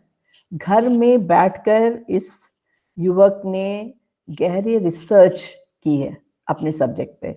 डॉक्यूमेंट्री कोई कमर्शियल फिल्म नहीं है कि आप उसमें किसी के दो लोगों की कोई कहानी, एक फिक्शनल स्टोरी बनाकर बता देंगे और लोगों का इंटरेस्ट बना रहेगा। ऐसा नहीं होता है। अगर आप फिल्म 5 मिनट की बना रहे हैं या 1 घंटे की बना रहे हैं, समय इम्पोर्टेंट है ही नहीं। बस सबसे ज्यादा इम्पोर्टेंट ये है कि आप जो कह रहे हैं क्या वो कन्वे हो रहा है, पहली चीज। दूसरा, कन्वे हो रहा है तो क्या सामने वाला व्यक्ति उससे प्रभावित होकर उसकी सोच में कोई परिवर्तन आ रहा है क्या, उसकी थॉट प्रोसेस चेंज हो रही है क्या। और इन दोनों चीजों में मोनीश कामयाब है। इसकी जो सबसे बड़ी खूबी है इस फिल्म की, ये फर्स्ट पर्सन में बना है। वो नहीं कह रहा है जैसे मैं इस पे बनाने लगूं और मैं विगन नहीं हूं तो मेरी बात में वो दम नहीं होगा। वो खुद विगन है और तब विगन होने की बात कर रहा है, या उसके पॉइंट्स बता रहा है कि इसमें क्या सकारात्मक है। ये इसका सबसे बड़ा, अगर फर्स्ट पर्सन में कोई कुछ कहता है और वो पहले खुद अपने ऊपर उसको उससे उस पूरे प्रक्रिया से गुजरता है, वो सबसे बड़ी बात है। और मैं इसके लिए कहूंगी कि ये बधाई का पात्र है, क्योंकि इसने जितनी ईमानदारी से अपनी बात की है, इसने अपनी पूरी फिल्म को ईमानदारी से बरता है। उसका पूरा ट्रीटमेंट बहुत ऑनेस्ट है, उसमें किसी प्रकार की बेईमानी नहीं है, इंटेलेक्चुअल बेईमानी भी नहीं है। ज्यादातर लोग इंटेलेक्चुअल बेईमानी कर बैठते हैं, दूसरे की बात को घुमा फिराकर अपनी बात की तरह से इसकी आइडिया की चोरी करना। इसने कुछ भी ऐसा नहीं किया है, और ये इसका सबसे बड़ा स्किल सेट है कि इसने ऑनेस्टी से अपनी बात कही है कि मैं ऐसा था और ये करने के बाद मैं ऐसा हुआ हूं। मैंने इतना वेट लॉस किया है, मेरी फिजिकल स्ट्रेंथ, मेरी मेंटल स्ट्रेंथ, मेरे अंदर जो एक फोकस्ड और डिटर्मिन्ड पर्सन एक नया पैदा हुआ है, इसने अपने आप को ट्रांसफॉर्म किया है। और ये स्टोरी केवल विगन की नहीं है, एक ऐसे युवा की है जिसने अपने आप को ट्रांसफॉर्म किया है। It is like a caterpillar becoming a butterfly, right? तो ट्रांसफॉर्मेशनल बातें ये कर रहा है। ये तो सब्जेक्ट मैटर इंपॉर्टेंट है, पर उससे भी ज्यादा इंपॉर्टेंट एक ऐसे युवा की कहानी है ये फिल्म, जिसमें हम देखते हैं कि वो अपने आप को कैसे ट्रांसफॉर्म करता है। मैं इसको इतने छोटे संकीर्ण दायरे से नहीं देख रही हूँ कि उसका सब्जेक्ट मैटर क्या है, मैं उसके पीछे के फिल्म मेकर को देख रही हूँ कि वो कैसे बना है, how did he shape up. इसीलिए मैंने उसके बचपन और उसके पिता की भी बात की कि ये एक बहुत इंपॉर्टेंट एस्पेक्ट है कि आपका चाइल्डहुड कैसा रहा है। और इस बच्चे ने ये साबित कर दिया है कि sky is not the limit, you can go beyond the sky, be the eagle. आगे अपने आप इसने अपना रास्ता चुना है और ये बहुत कामयाब होगा, क्योंकि ये बहुत फोकस्ड है, इसमें मेहनत करने का जज्बा है। वो जज्बा अगर बचा रहेगा तो ये बहुत अच्छी फिल्में बनाएगा। और मैं आज बताती हूँ कि इंडिया में भी धीरे धीरे डॉक्यूमेंट्री फिल्म्स को बहुत ज्यादा तवज्जो दी जा रही है, इंपॉर्टेंस मिल रही है। मैं खुद कई जगहों मेरी फिल्में दिखाई जाती हैं, बहुत सारे चैनल्स हैं, स्कूल्स हैं, इंस्टीट्यूट्स हैं। मैं कोई फिल्म निर्माता, टेक्निकली मैंने कोई फिल्म मेकिंग नहीं सीखा है मोनीश की तरह, मैंने ऑन जॉब ही सीखा है, खुद बना कर सीखा है कि डॉक्यूमेंट्री कैसे बनती है, फोटोग्राफी कैसे होती है, क्योंकि ये मेरा एक पैशन था। मैं यहाँ पे मोनीश को कोई भी पैट्रोनेज की तरह से बात नहीं कर रही हूँ कि वो मेरे बेटे की उम्र का है या उससे भी छोटा है तो मैं पैट्रोनाइज करूं। मैं एज अ को फिल्म मेकर बात कर रही हूँ। I am talking to you like a colleague, कि हम दोनों फिल्म निर्माता हैं, हम दोनों फिल्म बनाते हैं। तो मैं कोई पैट्रोनाइजिंग, तुम्हें आशीर्वाद, ब्लेसिंग्स, वो तो सब है ही तुम्हारे लिए। मैं एज अ फिल्म मेकर बात कर रही हूँ कि तुम भी एक फिल्म मेकर हो और इस चीज को बचा के रखना। हर आदमी, जब भी हम कोई काम करके पब्लिक डोमेन में डालते हैं तो उस पर लोगों का रिएक्शन होगा। हर आदमी अपने तरीके से, अपने पर्सपेक्टिव से, अपने परसेप्शन के प्री कंसीव्ड आइडिया से उस फिल्म को देखेगा, वो उसका अधिकार है। हमने जब किसी चीज को पब्लिक डोमेन में डाल दिया तो वो पब्लिक उसको अपने अपने तरीके से कैसे परसीव करती है, कैसे क्या पर्सपेक्टिव से देखती है। अब टाइटल में ही बहुत लोग उलझ गए। टाइटल मुझे बहुत पसंद आया। टाइटल इसलिए पसंद आया कि तुमने बताया है कि और कोई रास्ता नहीं है। तुम उसका धर्म और हम एक प्री कंसीव नोशन से देख रहे हैं कि जी इसको तो ये खाना मना कर देते हैं, इसको ये मारते हैं, ये गाय मत मारो, ये मत करो, वो करो। हर आदमी अपने अपने मतलब जो उसके अंदर कूड़ा भरा है उससे उस चीज को देखता है, ओपन माइंड से नहीं देख पाता है। क्योंकि मैं एज अ फिल्म मेकर देख रही हूँ, उसमें अपने प्री कंसीव्ड आइडियाज नहीं डाल रही हूँ, तो मैं कह सकती हूँ कि टाइटल तुम्हारा बहुत अच्छा है और तुम्हें जो ठीक लगे तुम वही करना। ये तुम्हारी भी स्वतंत्रता है कि तुम क्या कहना चाहते हो, वो अपने ढंग से कहो। जब तक हम किसी और के प्रति बदनीयत नहीं होते हैं, जब तक हमारा इंटेंशन ठीक है, तब तक हमें अपनी बात कहने का अधिकार है। टाइटल चुनने का, फिल्म की लंबाई का, इसका किसी के भी कहने से मत सुनना। तुम वो करना जो तुम्हें ठीक लगे। और मुझे लगता है कि तुम्हारी बात बड़ी थी, उसका फलक बड़ा था। ये बात 5 मिनट के शॉर्ट फिल्म में नहीं बन सकता। हम कोई वीडियो फिल्म नहीं बना रहे, एक बहुत ही गंभीर विषय पर तुम अपनी बात कर रहे हो और वो रिसर्च ओरिएंटेड है, इसलिए बहुत बहुत बधाई। अब उस फिल्म में जो मुझे ठीक नहीं लगा वो मैं बताना चाहती हूँ। उस फिल्म में तुमने सारे स्टॉक से फुटेज लिया हुआ है। वो तुम्हारी सीमा है भी और नहीं भी, क्योंकि तुम एक ऐसे वक्त में उस फिल्म को बना रहे हो जिस समय तुम्हारे पास ये सुविधा नहीं थी कि तुम उसकी बाइट्स बाहर जाकर ले पाते। ठीक है, तो तुमने उसको स्टॉक से लिया हुआ है, फ्री स्टॉक से लिया हुआ है, ठीक है, कोई बात नहीं है। पर जब समय ठीक होगा तो कोशिश करना कि हम कोई भी चीज स्टॉक से ना लें।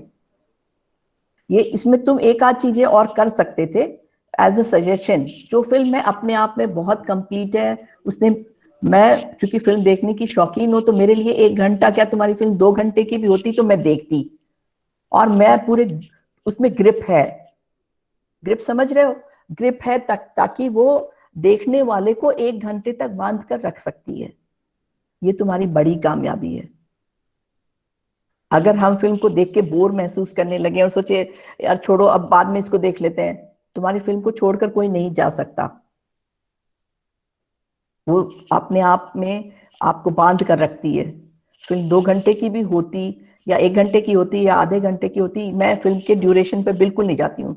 कभी कभी बड़े फिल्म मेकर्स ने 2 मिनट में भी अपनी बात कह दी है, और कुछ ऐसे सब्जेक्ट्स होते हैं जिन पे हमें बड़ी बात करनी होती है, लंबी डिस्कशंस करनी होती है, उसको तरह तरह से समझाना होता है।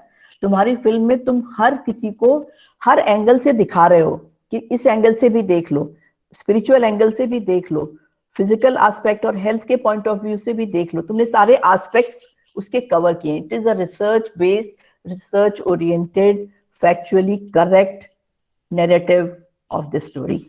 I congratulate you for that. क्योंकि बहुत सारी बातें हैं, कभी हम आपस में बैठ के भी फिल्म देख देख कर उसके बारे में बात कर सकते हैं। मैंने वहां कोई कमेंट इसलिए नहीं लिखा क्योंकि मैं डिटेल में तुमसे इसके बारे में बात करना चाहती हूँ। तुमने बहुत खूबसूरत प्रयास किया है, और कभी भी इस चीज का बर्डन अपने ब्रेन पे मत लेना कि फिल्म का टाइटल कौन चूज करेगा, वो तुम चूज करो कि ये तुम्हारी स्वतंत्रता है। हाँ, वो ऐसा नहीं होना चाहिए कि दूसरे के किसी के सेंटिमेंट्स को हर्ट करे। और फर्स्ट पर्सन में फिल्म बनाइए, हर फिल्म तो फर्स्ट पर्सन में नहीं बना पाओगे, कभी दूसरों की भी बात करोगे, पर तुम्हारा नैरेटिव बहुत अच्छा है। बस मुझे एक ही चीज कमी लगी, वो है कि स्टॉक से आपने फुटेज लिया हुआ है, वो इस फिल्म की लिमिटेशन है। पर इसी विषय पर समय ठीक होने पर इसी का कोई और एस्पेक्ट लेकर अपने बाइट्स और अपने शूट्स को इस्तेमाल करोगे। जैसे इसमें तुम क्या कर सकते थे, तुम वेब से कनेक्ट होकर भी तुम शूट कर सकते थे। जैसे महेश से एक बातचीत कर सकते थे 1 सेकंड की, 30 सेकंड की बाइट्स ले लेकर इसको, और मतलब अगर मेरी फिल्म तुम देखकर कोई भी उसका कंस्ट्रक्टिव व्यू लोगे तो मैं सुनूंगी, और पूरे सम्मान के साथ सुनूंगी कि मोहनीश भी एक फिल्म मेकर है, वो क्या कह रहा है। उस तरीके से इस बात को लेना कि अगर हम चाहें, मैंने एक फिल्म बनाई थी, मैं अपनी कहानी 1 मिनट पे सुनाती हूँ। जब मैंने फिल्म बनाई तो मैं कोई फिल्म बनाने का मेरा इरादा नहीं था, पर जिस व्यक्ति के ऊपर मैं फिल्म बना रही थी वो थे केशव मलिक, आज हमारे बीच नहीं है। जब मैं फिल्म बनाने लगी तो जो मेरे साथ काम कर रहे थे, जिनसे मैं निर्देशन कराना चाहती थी, वो किसी तरीके से अपना समय नहीं दे पा रहे थे। कभी बोलते थे अच्छा तुम स्क्रिप्ट लिख लो, तुम उनके बचपन और से अब तक की फोटोग्राफ्स निकाल लो, सारा काम मैंने कर लिया। जब शूट करने के बाद है, अरे यार कर लेंगे। और मैंने सोचा केशव की इतनी उम्र हो रही है, कहीं ऐसा ना हो कि मैं इस चीज से वंचित रह जाऊं। ये डॉक्यूमेंटेशन बहुत जरूरी है कि किसी ने भी आज तक, मेरा सब्जेक्ट ऐसा था कि as an artist I was making a film on a art critic. As a young poet, I was making a film on a senior legendary Indian English poet. एक कवि दूसरे कवि के बारे में बात करना चाह रहा था, एक आर्टिस्ट एक अपने आर्ट क्रिटिक के बारे में, अपने मेंटर के बारे में बात करना चाहता था। मेरा सब्जेक्ट कंटेंट बहुत अच्छा था, पर मेरे पास कोई डायरेक्टर नहीं था। मुझे थोड़ी बहुत फोटोग्राफी आती थी, 2-3 महीने कोई कोर्स किया था मैंने। तो मेरे बेटे ने कहा तुम बना लो, तुम खुद कोशिश क्यों नहीं कर लेती। और हमने खुद फिल्म बनाई, तो उसमें बहुत सारे टेक्निकल फ्लॉज हुए, तो मैंने उसको एज अ चैलेंज लिया। और 2 और फिल्में मैं उनके पर तब तक फिल्में बनाती रही जब तक मुझे लगा नहीं कि, जब तक मेरा subject, he was like I was a practitioner of a on job trainer. मैं ट्रेनिंग ले रही थी उनके ऊपर काम कर करके। और तुम्हें जान के अच्छा लगेगा कि मेरी 7 फिल्में, जो शुरू में मैंने 7 फिल्में बनाई हैं, वो 7 लाइब्रेरी ऑफ कांग्रेस यूएस में रखी गई है। और तुम्हारी फिल्म मेरी दुआ है, मेरा आशीर्वाद है कि वहां तक पहुंचे। मैं उसका तुम्हें तरीका बताऊंगी कि कैसे हम सबमिशंस करते हैं, और देश का नाम रोशन करो। ऐसे ही मेहनत करो, मेहनत से कोई किसी को हरा नहीं सकता। अपनी लाइन इतनी लंबी खींच दो कि वो दूसरों के लिए एक मिसाल बने। मेरी बहुत सारी शुभकामनाएं, आशीर्वाद और as a film maker I am proud of. Sangeeta ji ने बहुत सारे सुझाव दिए, उन सीमाओं की और संकेत किया जो एक फिल्म मेकर के सामने आती हैं, लेकिन मोनीश के लिए एक अच्छी बात थी कि उसने पूरी ईमानदारी के साथ इस फिल्म का निर्माण किया। किसी तरह से कहीं इस फिल्म में पैबंद नहीं है कि कोई इस तरह से चीजों को उठा करके, तथ्यों को चुरा करके कहीं प्रस्तुत कर दिया हो।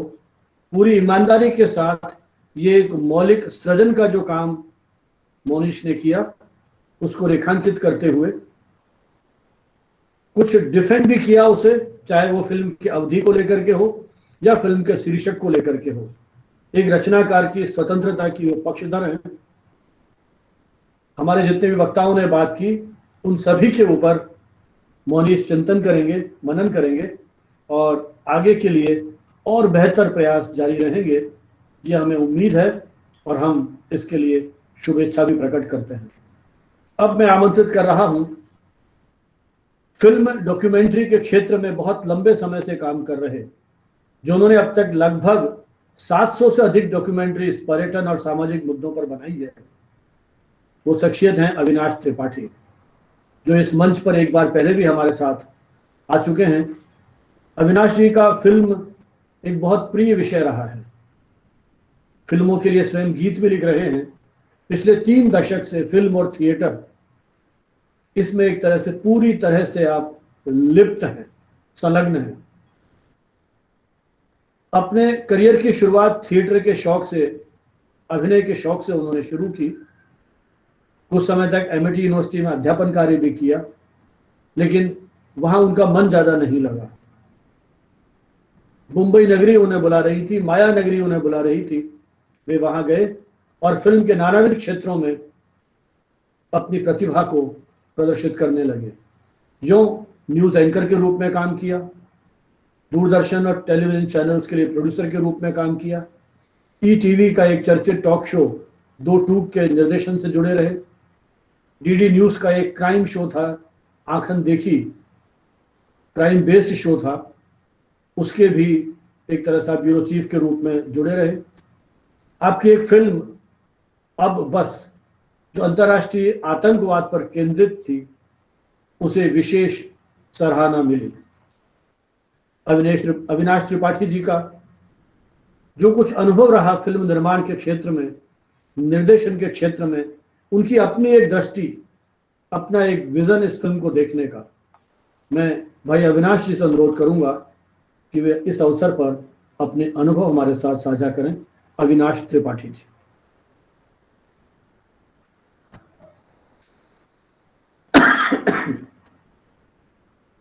अविनाश जी अनम्यूट कीजिए आप, माइक आपका ऑफ है।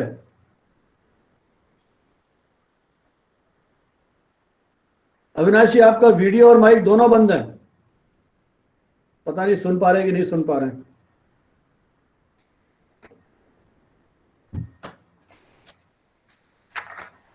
Avinash ji has joined with the other ID, sir, but हाँ video and audio both नहीं, are वो off. दिख रहे हैं, या तो मुझे लगता है कि वो कहीं इधर उधर हैं। चलिए, समय को बचाने की दृष्टि से अब मैं आमंत्रित करता हूं उपेंद्र शर्मा को। किसी भी शिक्षक के लिए ये गौरव की बात हो सकती है कि वो कोई मंच अपने विद्यार्थी के साथ शेयर करे। राजस्थान की पत्रकारिता में 2 दशक से अपनी धाक जमाए हुए उपेंद्र शर्मा राजस्थान विश्वविद्यालय के जनसंचार केंद्र, जहां मेरी पूरी पारी रही करियर की, वहां से आपने जर्नलिज्म में मास्टर्स डिग्री की उपाधि प्राप्त की। और एक तरह से मैंने इनके पूरा जो जर्नलिज्म का करियर है, पत्रकार के रूप में जो उनकी उपलब्धियां हैं, उसके बहुत सारे क्षणों में मैं स्वयं साक्षी रहा हूं। राजस्थान पत्रिका की प्रतिवर्ष होने वाले उस पुरस्कार आयोजनों में अनेक पुरस्कार आपको मिले। आपकी उन एक्सक्लूसिव स्टोरीज के लिए, उन क्षणों का मैं स्वयं साक्षी रहा, तो मेरे लिए एक विशेष उपलब्धि की बात है। उपेंद्र शर्मा खेल, पर्यटन, सामाजिक मुद्दे, ऐसे बहुत सारे क्षेत्र हैं जिनमें नियमित रूप से समाचार पत्रों के साथ साथ सोशल मीडिया प्लेटफॉर्म पर भी वे लिखते रहे हैं। कलम इनके इशारों पे थिरकती है, शब्द इनके इशारों पे थिरकते हैं। पत्रकारिता के नानाविध क्षेत्रों में आपने अपनी पहचान बनाई, रिपोर्टर के रूप में, ब्यूरो चीफ के रूप में और संपादक के रूप में। राजस्थान पत्रिका के अजमेर और अहमदाबाद संस्करणों के स्थानीय संपादक के रूप में आपने उन संस्करणों को विशेष लोकप्रिय और पठनीय बनाने के लिए अपनी क्षमता और योग्यताओं का भरपूर उपयोग किया। इसके अतिरिक्त अजमेर बर्ड फेयर, पक्षियों का मेला उन्होंने आयोजित किया। प्रकृति के प्रति जो इनका एक प्रेम, पर्यावरण के प्रति जो इनका लगाव, उसको ध्यान में रखते हुए 2017, 18 और 19 में इन्होंने अजमेर में इस तरह का आयोजन किया। और इस तरह का जो एक राष्ट्रीय अभियान आपने शुरू किया, इसके लिए राजस्थान सरकार ने आपको पुरस्कृत भी किया। आपने सामाजिक और राजनीतिक मुद्दों को लेकर के 4 लघु फिल्मों का निर्माण भी किया। 200 से अधिक आलेख विभिन्न विषयों पर आपने लिखे और लगभग पूरे हिंदुस्तान में आपने यात्राएं की हैं अपने जर्नलिस्टिक असाइनमेंट्स को लेकर के, और सिंगापुर में भी जाने को आपको मौका मिला। और मेरे जो प्रकाशन थे विभाग में, जो मैंने अपने संपादन में निकाले थे, उसमें डिफेंस रिपोर्टिंग पर उपेंद्र के विशेष आलेख थे। और डिफेंस जर्नलिज्म, भारतीय सेना के द्वारा एक पाठ्यक्रम संचालित किया जाता है डिफेंस को लेकर के, रक्षा पत्रकारिता, उसके क्षेत्र में भी इनकी विशेषज्ञता है और उसका भी इन्होंने कोर्स किया है। तो इस तरह के multi dimensional journalist Upendra Sharma से मैं अनुरोध करूंगा कि वे आए और इस फिल्म के बारे में, इस डॉक्यूमेंट्री के बारे में अपने विचार हमारे साथ शेयर करें। Upendra Sharma.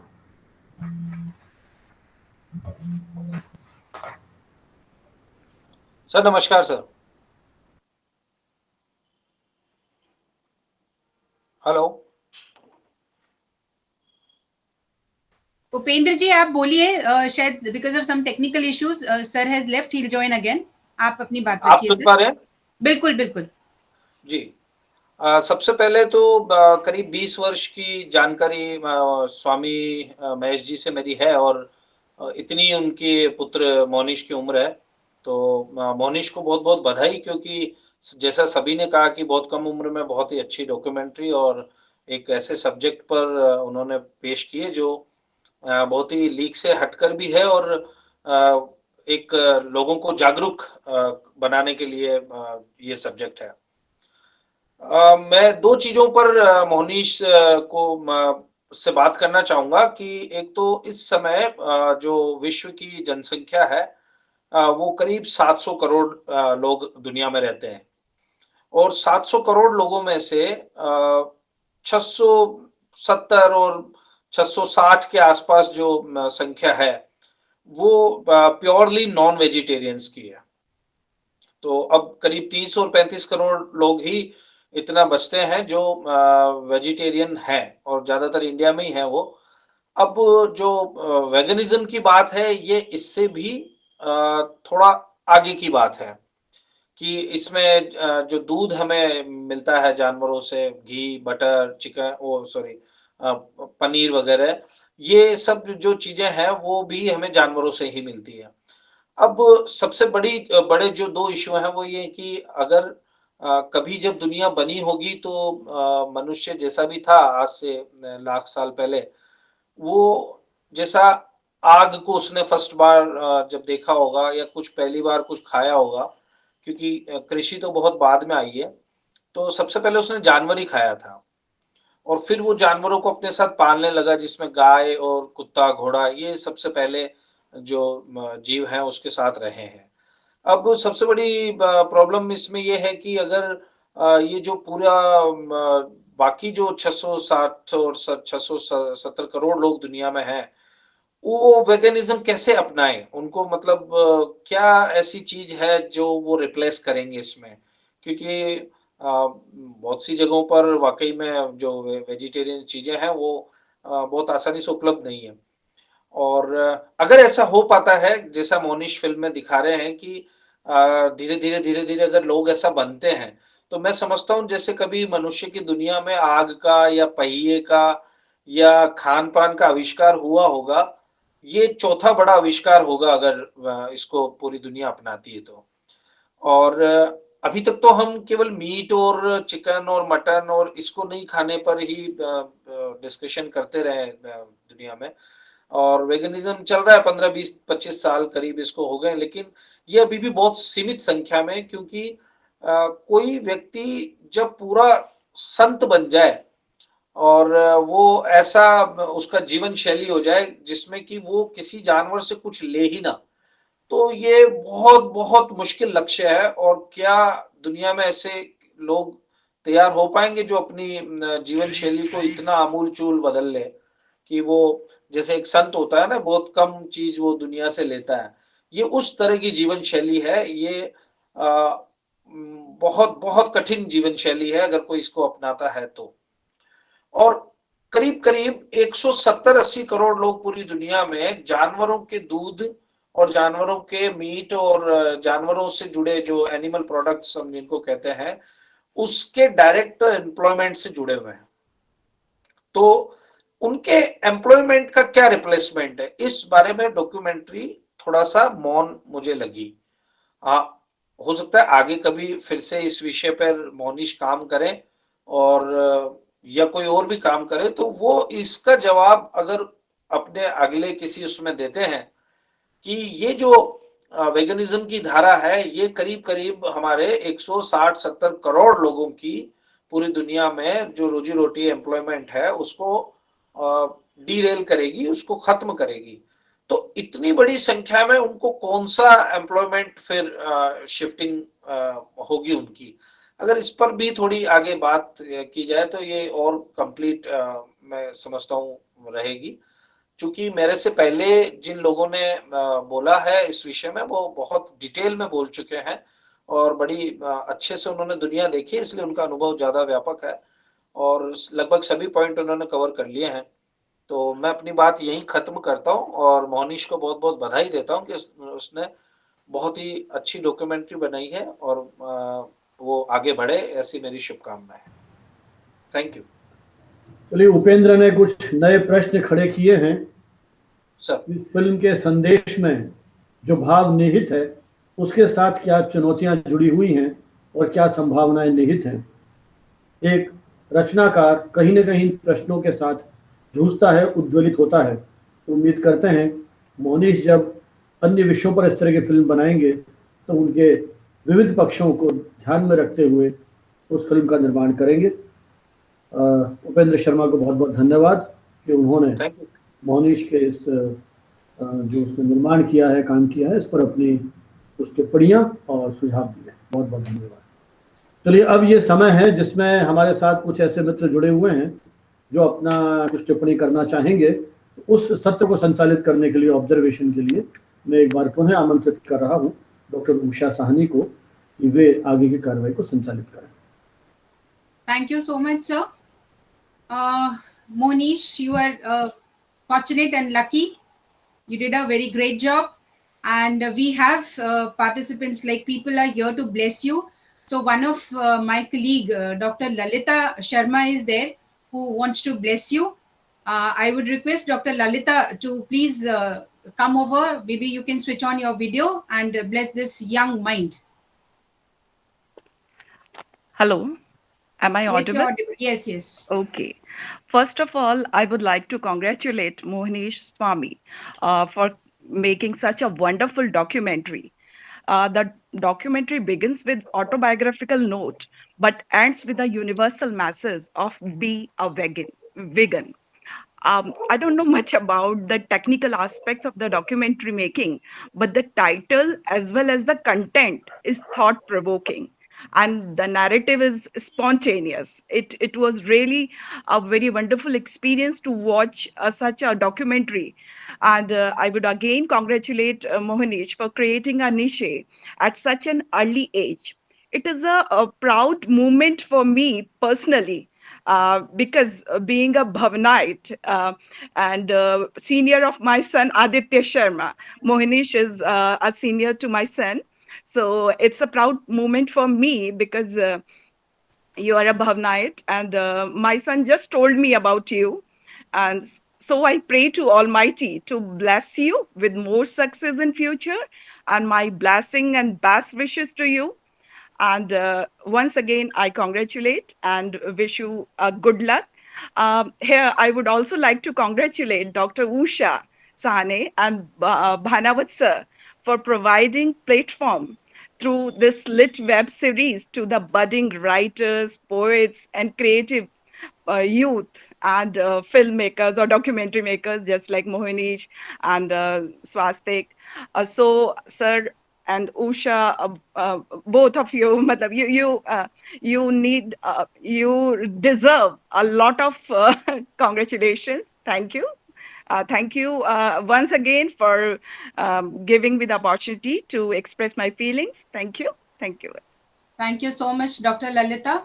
Your ever smiling face and the positivity that you shower upon us, it's wonderful, charismatic as well.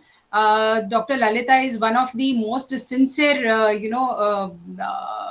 colleague, participant and a friend who is witnessing all the webinars. साथ में डॉक्टर अर्चना भारती को मैं मिस नहीं कर सकती हूँ. आपका सानिध्य हमें हमेशा ही मिलता रहता है.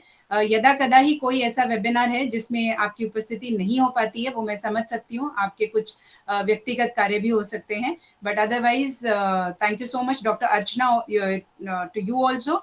और यदि आपके मन में कोई भाव हो इस छोटे से बच्चे के लिए, बिकॉज आई तो कैन सी दैट छोटा बच्चा face here, probably he is just equal to my son only. तो अगर कोई भी ऐसे हैं जो अपने भाव व्यक्त करना चाहें और इस नन्हे बालक को ब्लेस करना चाहें, तो मैं आमंत्रित करती हूँ.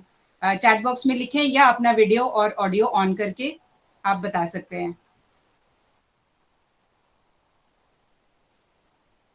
ओके, आई कांट सी अभी कोई चैट बॉक्स में कुछ आया नहीं है, बट बेटा बहुत सारे ब्लेसिंग्स आपके लिए हैं चैट बॉक्स में. बहुत सारे लोग लिखते भी रहे हैं नॉन स्टॉप. अविनाश त्रिपाठी जी हैं यहाँ पर. मैं समझ नहीं पा रही हूँ कौन दो अविनाश त्रिपाठी जी हैं हमारे. एक तो हमारे वक्ता ही थे जो हमारे साथ जुड़ने वाले थे. प्रॉब्लम आ रही है, वो नेटवर्क की इशू है उनके एरिया में, तो वो जुड़ नहीं पा रहे हैं. वो बार बार डिस्कनेक्ट हो. बात हो गई, तो यदि वो जुड़ पाएंगे तो अपने को कॉल कर लेंगे. आप और भी कोई हो तो उनको.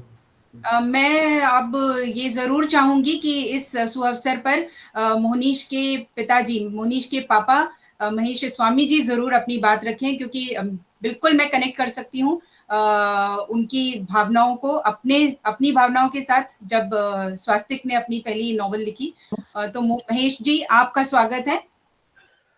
जी thank you so much ma'am. आपके इस वेबलिट में मंच के बहुत बहुत साधुवाद, धन्यवाद देना चाहता हूं कि जिस तरह से युवाओं को आप मौका देके उनको प्रेरित कर रहे हैं, और सब ने जिस खुले दिल से मोहनीश को आशीर्वाद दिया है, मैं बहुत भावुक हूं. मेरे लिए एक पेरेंट के तौर पे और एक कलाकार के तौर पे आज का दिन मेरे लिए बहुत बहुत महत्वपूर्ण है कि जिन सरोकारों के साथ मैंने जीवन जिया है, उन सरोकारों को मेरा बेटा आगे बढ़ाने के लिए आज पूरी तरह से तैयार नजर आया है. तो बस मैं ज्यादा नहीं बोल पाऊंगा. आप लोगों ने जो प्यार लुटाया है और जो इसको प्रेरित करने के लिए जो वर्ड्स बोले हैं, वो मेरे लिए दुर्लभ है. मेरे लिए, स्वयं के लिए और मेरे बेटे को लगातार प्रेरित करते रहेंगे, और हम कुछ बेहतर समाज को दे पाएंगे, ऐसा मैं वादा करता हूं. Thank you so much. Thank you Mahesh ji. I can very well understand आपके मन की जो उथल पुथल है इस वक्त, और ज्यादा समय अगर आप बोलते तो शायद आपकी आंखें अश्रुपूरित भी हो सकती थी.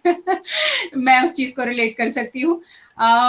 Mohnish, it's a beautiful task that you have done, and before we come to the end, वैसे तो there is never an end.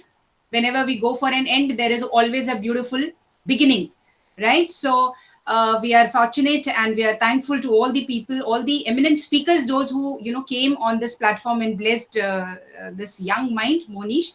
Om Thanvi जी ने जो भी कुछ कहा, उनका एक जो सबसे मेन पॉइंट जो मैंने अपने दिमाग में रखा वो ये कि critical analysis is important. Yes, वो तो आजकल के बच्चे तो बिल्कुल अच्छे से समझते हैं. They always welcome for the constructive critical analysis. So I know that you must be thinking that in your mind and you will definitely work upon it. और बढ़िया तो आप कर ही रहे हो, कोई शक नहीं है. केजी सुरेश जी हमारे साथ रहे इतने बिजी सारे शेड्यूल के बावजूद भी, जैसा प्रोफेसर भानावत ने भी कहा, और उनके स्टेटमेंट से निकाल के उन्होंने ये बात कही, एक्टिविस्ट नहीं फैक्टिविस्ट। तो वो तो again this youth is so much clear with the concept of the facts. So I congratulate you for that कि yes, you have brought all the facts. Durga Prasad ji जो एक उम्दा साहित्यकार हैं, और जहां ट्रांसलेशन की बात आती है वो एक आसान काम नहीं है। उससे आप सीधे सीधे किसी भाषा में किसी बात को लिखते हैं वो बेहद आसान है in comparison to making translated version of something, because then एक भाषा से दूसरे भाषा में भावों का जो बदलाव आता है वो एक बहुत ही मुश्किल काम होता है। और यदि वो कर पा रहे हैं इस काम को, और उनके शब्दों में आप एक सेंसिबल, सेंसिटिव और डेडिकेटेड बालक हैं, तो इससे बड़ा ऑनर एक छोटे से नन्हे से बच्चे के लिए क्या होगा। So he has blessed you that way. और कुछ जो सजेशंस सब धीरे धीरे कुछ कुछ दे रहे हैं वो तो ऑब्वियस है बेटा, आएंगे और उनको पॉजिटिवली लीजिए, और पहले आज का दिन बस इसके साथ एंजॉय करिए कि आपने बढ़िया काम किया है और आप आगे करते रहेंगे। संगीता गुप्ता जी जो आपके पारिवारिक संबंधों में से भी हैं और एक आधिकारिक पोस्ट पर रही हैं, साथ में उन्होंने अपनी फिल्में भी बनाई, उन्होंने जिनका जिक्र किया, आपको ब्लेस भी किया, आपको सारी चीजों के लिए आपकी तारीफ भी की है और हौसला भी बढ़ाया है, और बिल्कुल एक चट्टान की तरह खड़े होकर आपके साथ बोला है कि बेटा जो कर रहे हो बढ़िया कर रहे हो और करते चले जाओ। That was a marvellous thing being spoken from a guardian, from a close relative and known of yours.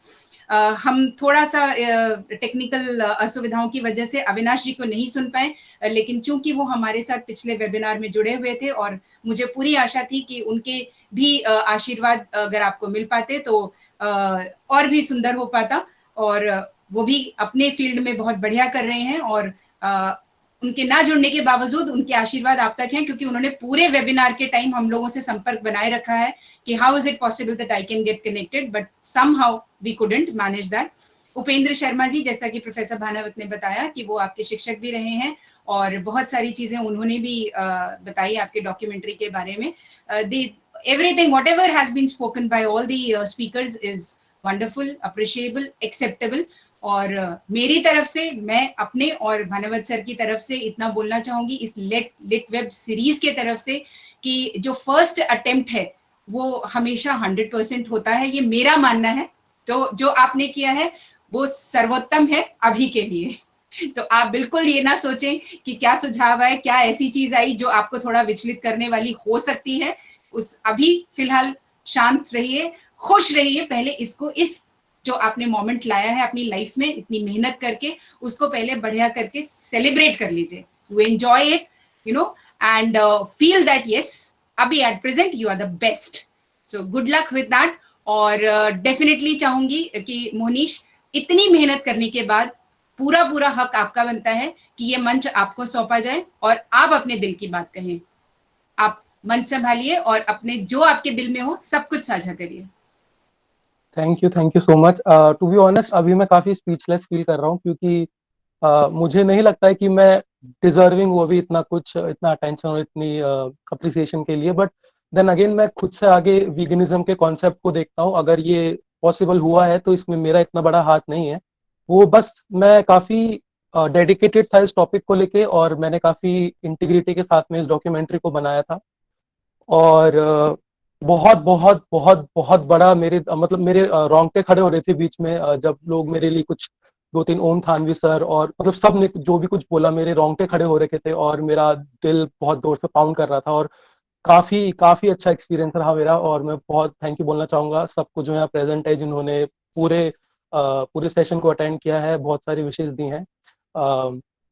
उसके अलावा केवल 2 या 3 चीजों के ऊपर मैं थोड़ी सी रोशनी डालना चाहूंगा, जो क्रिटिसिज्म या फिर सजेशंस जो आए थे। सबसे पहले मैं बोलना चाहूंगा कि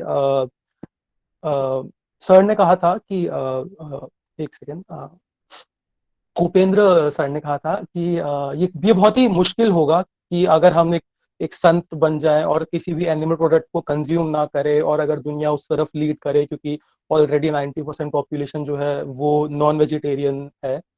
मेरे को लगता है कि जब आप अपने माइंड के अंदर ये वर्ड बोल देते हैं कि ये बहुत मुश्किल होने वाला है या फिर ये बहुत डिफिकल्ट होने वाला है, तो आप ऑलरेडी खुद को कन्विंस कर चुके हैं कि ये कोई ऐसी चीज है जिसको अचीव करना हमारे बियॉन्ड है। क्योंकि जब मैं मेरे को 9 महीने या 10 महीने हुए अभी वीगनिज्म फॉलो करते हुए, and I will be very Frank, मेरे लिए ये बिल्कुल भी मुश्किल नहीं है, क्योंकि जब आपको सच्चाई पता होती है, जब आपको फैक्ट्स पता होते हैं, तो आप केवल खुद की माइंडसेट और आपकी खुद की वैल्यूज के ऊपर चल रहे हैं, तो वो आपके लिए डिफिकल्ट हो ही नहीं सकता है। आज अगर मैं वापस से अपने टेस्ट के लिए या किसी और फैक्टर से वापस मिल्क पीना शुरू कर दूंगा, वापस से मैं अपना कुछ भी अपनी वैल्यूज से हट जाऊंगा, तो वो मेरे लिए मुश्किल होगा। ये मेरे लिए काफी आसान है। तो मेरे को लगता है सबसे पहले वो दिमाग से हटाना पड़ेगा कि कोई भी चीज जो है मुश्किल है, मतलब या हमारे हाथ से दूर है।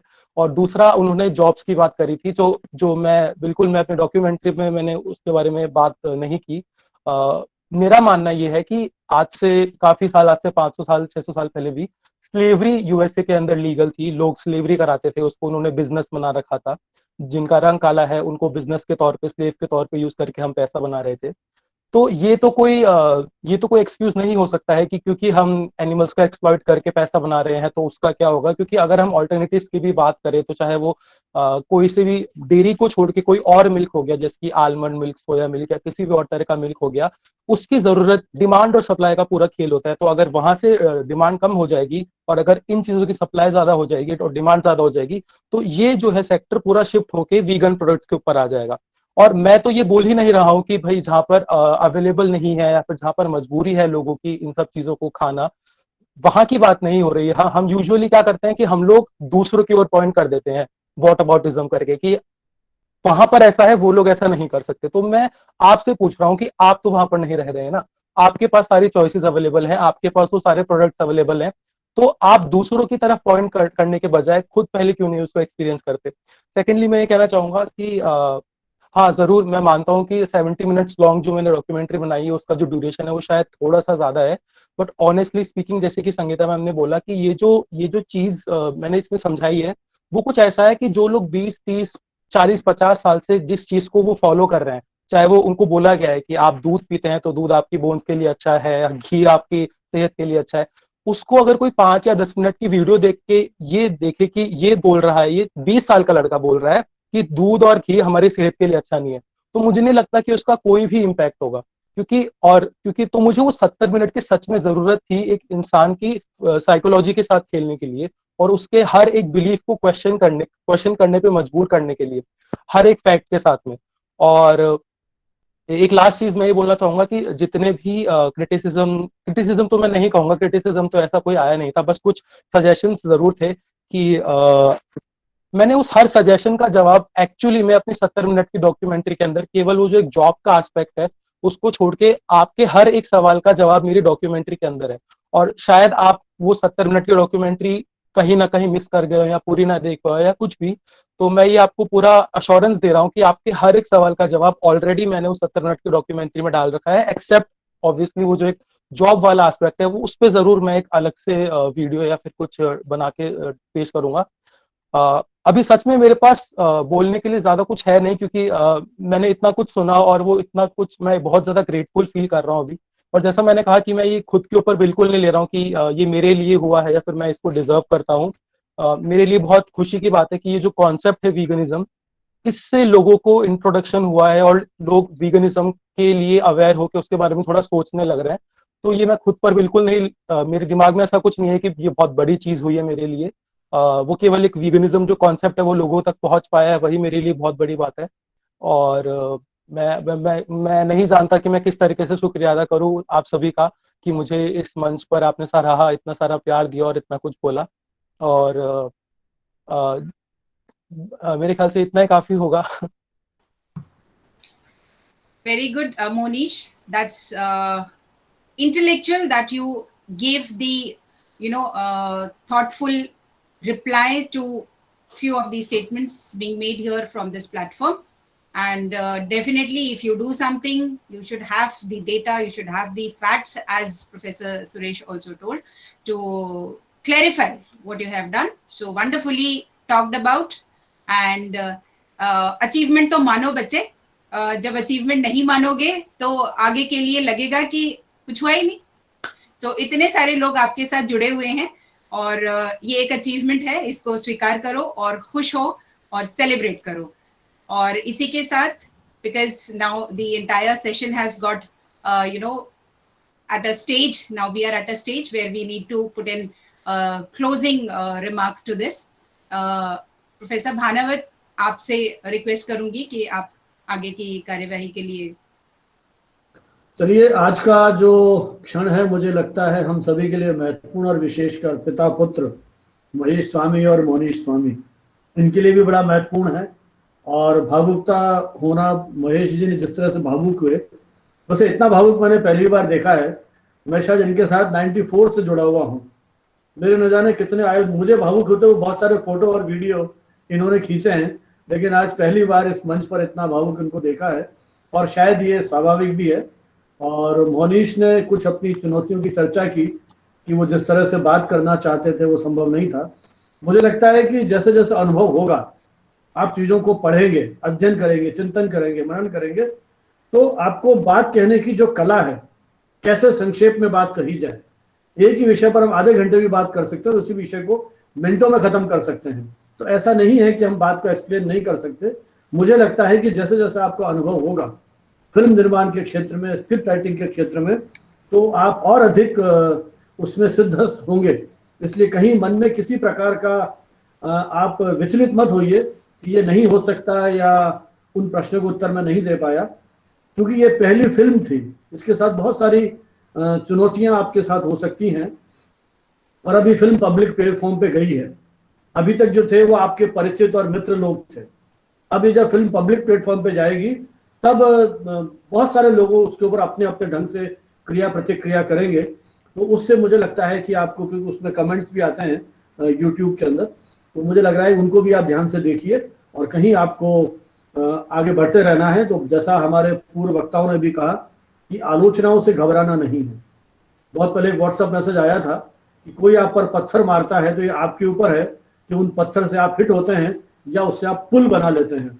तो इस तरह की आलोचनाओं से भी आप अपनी क्रिएटिविटी को जिंदा रखेंगे। और मैंने तो आपके पिताजी को 25 साल में देखा है, फोटोग्राफी के क्षेत्र में किस तरह से नए प्रतिमान वो कायम करते चले गए। तो आप भी उन्हीं पदचिन्हों पर और एक नया रास्ता आपने खोला है। तो हम सभी की शुभकामनाएं, और मैं अब लिट वेब के अपने सभी सहभागियों को नए वर्ष की शुभकामनाएं देता हूं। ये साल का अंतिम दौर में है, अब मात्र 3 दिन रह गए हैं, और अब आप सभी के लिए औपचारिक आधार प्रदर्शन के लिए फिर उषा साहनी को बुला रहा हूं। Doctor Usha. Thank you so much, sir. I probably think that I have already thanked each and every person by quoting all these statements being spoken by them here on this platform. So once again, really, really thankful and grateful to each speaker, inclusive of Om Tanvi ji, KG Suresh ji,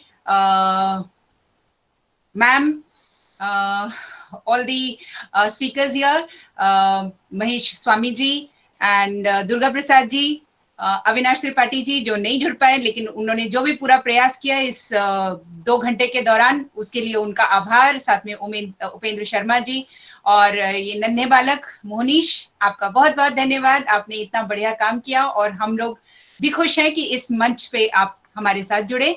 So thanks a lot to each person whosoever has been here with us, along with Dr. Lalita, Dr. Archana Bharti, Chaitanya Rupani, बहुत सारे नाम मैं यहाँ देख पा रही हूँ।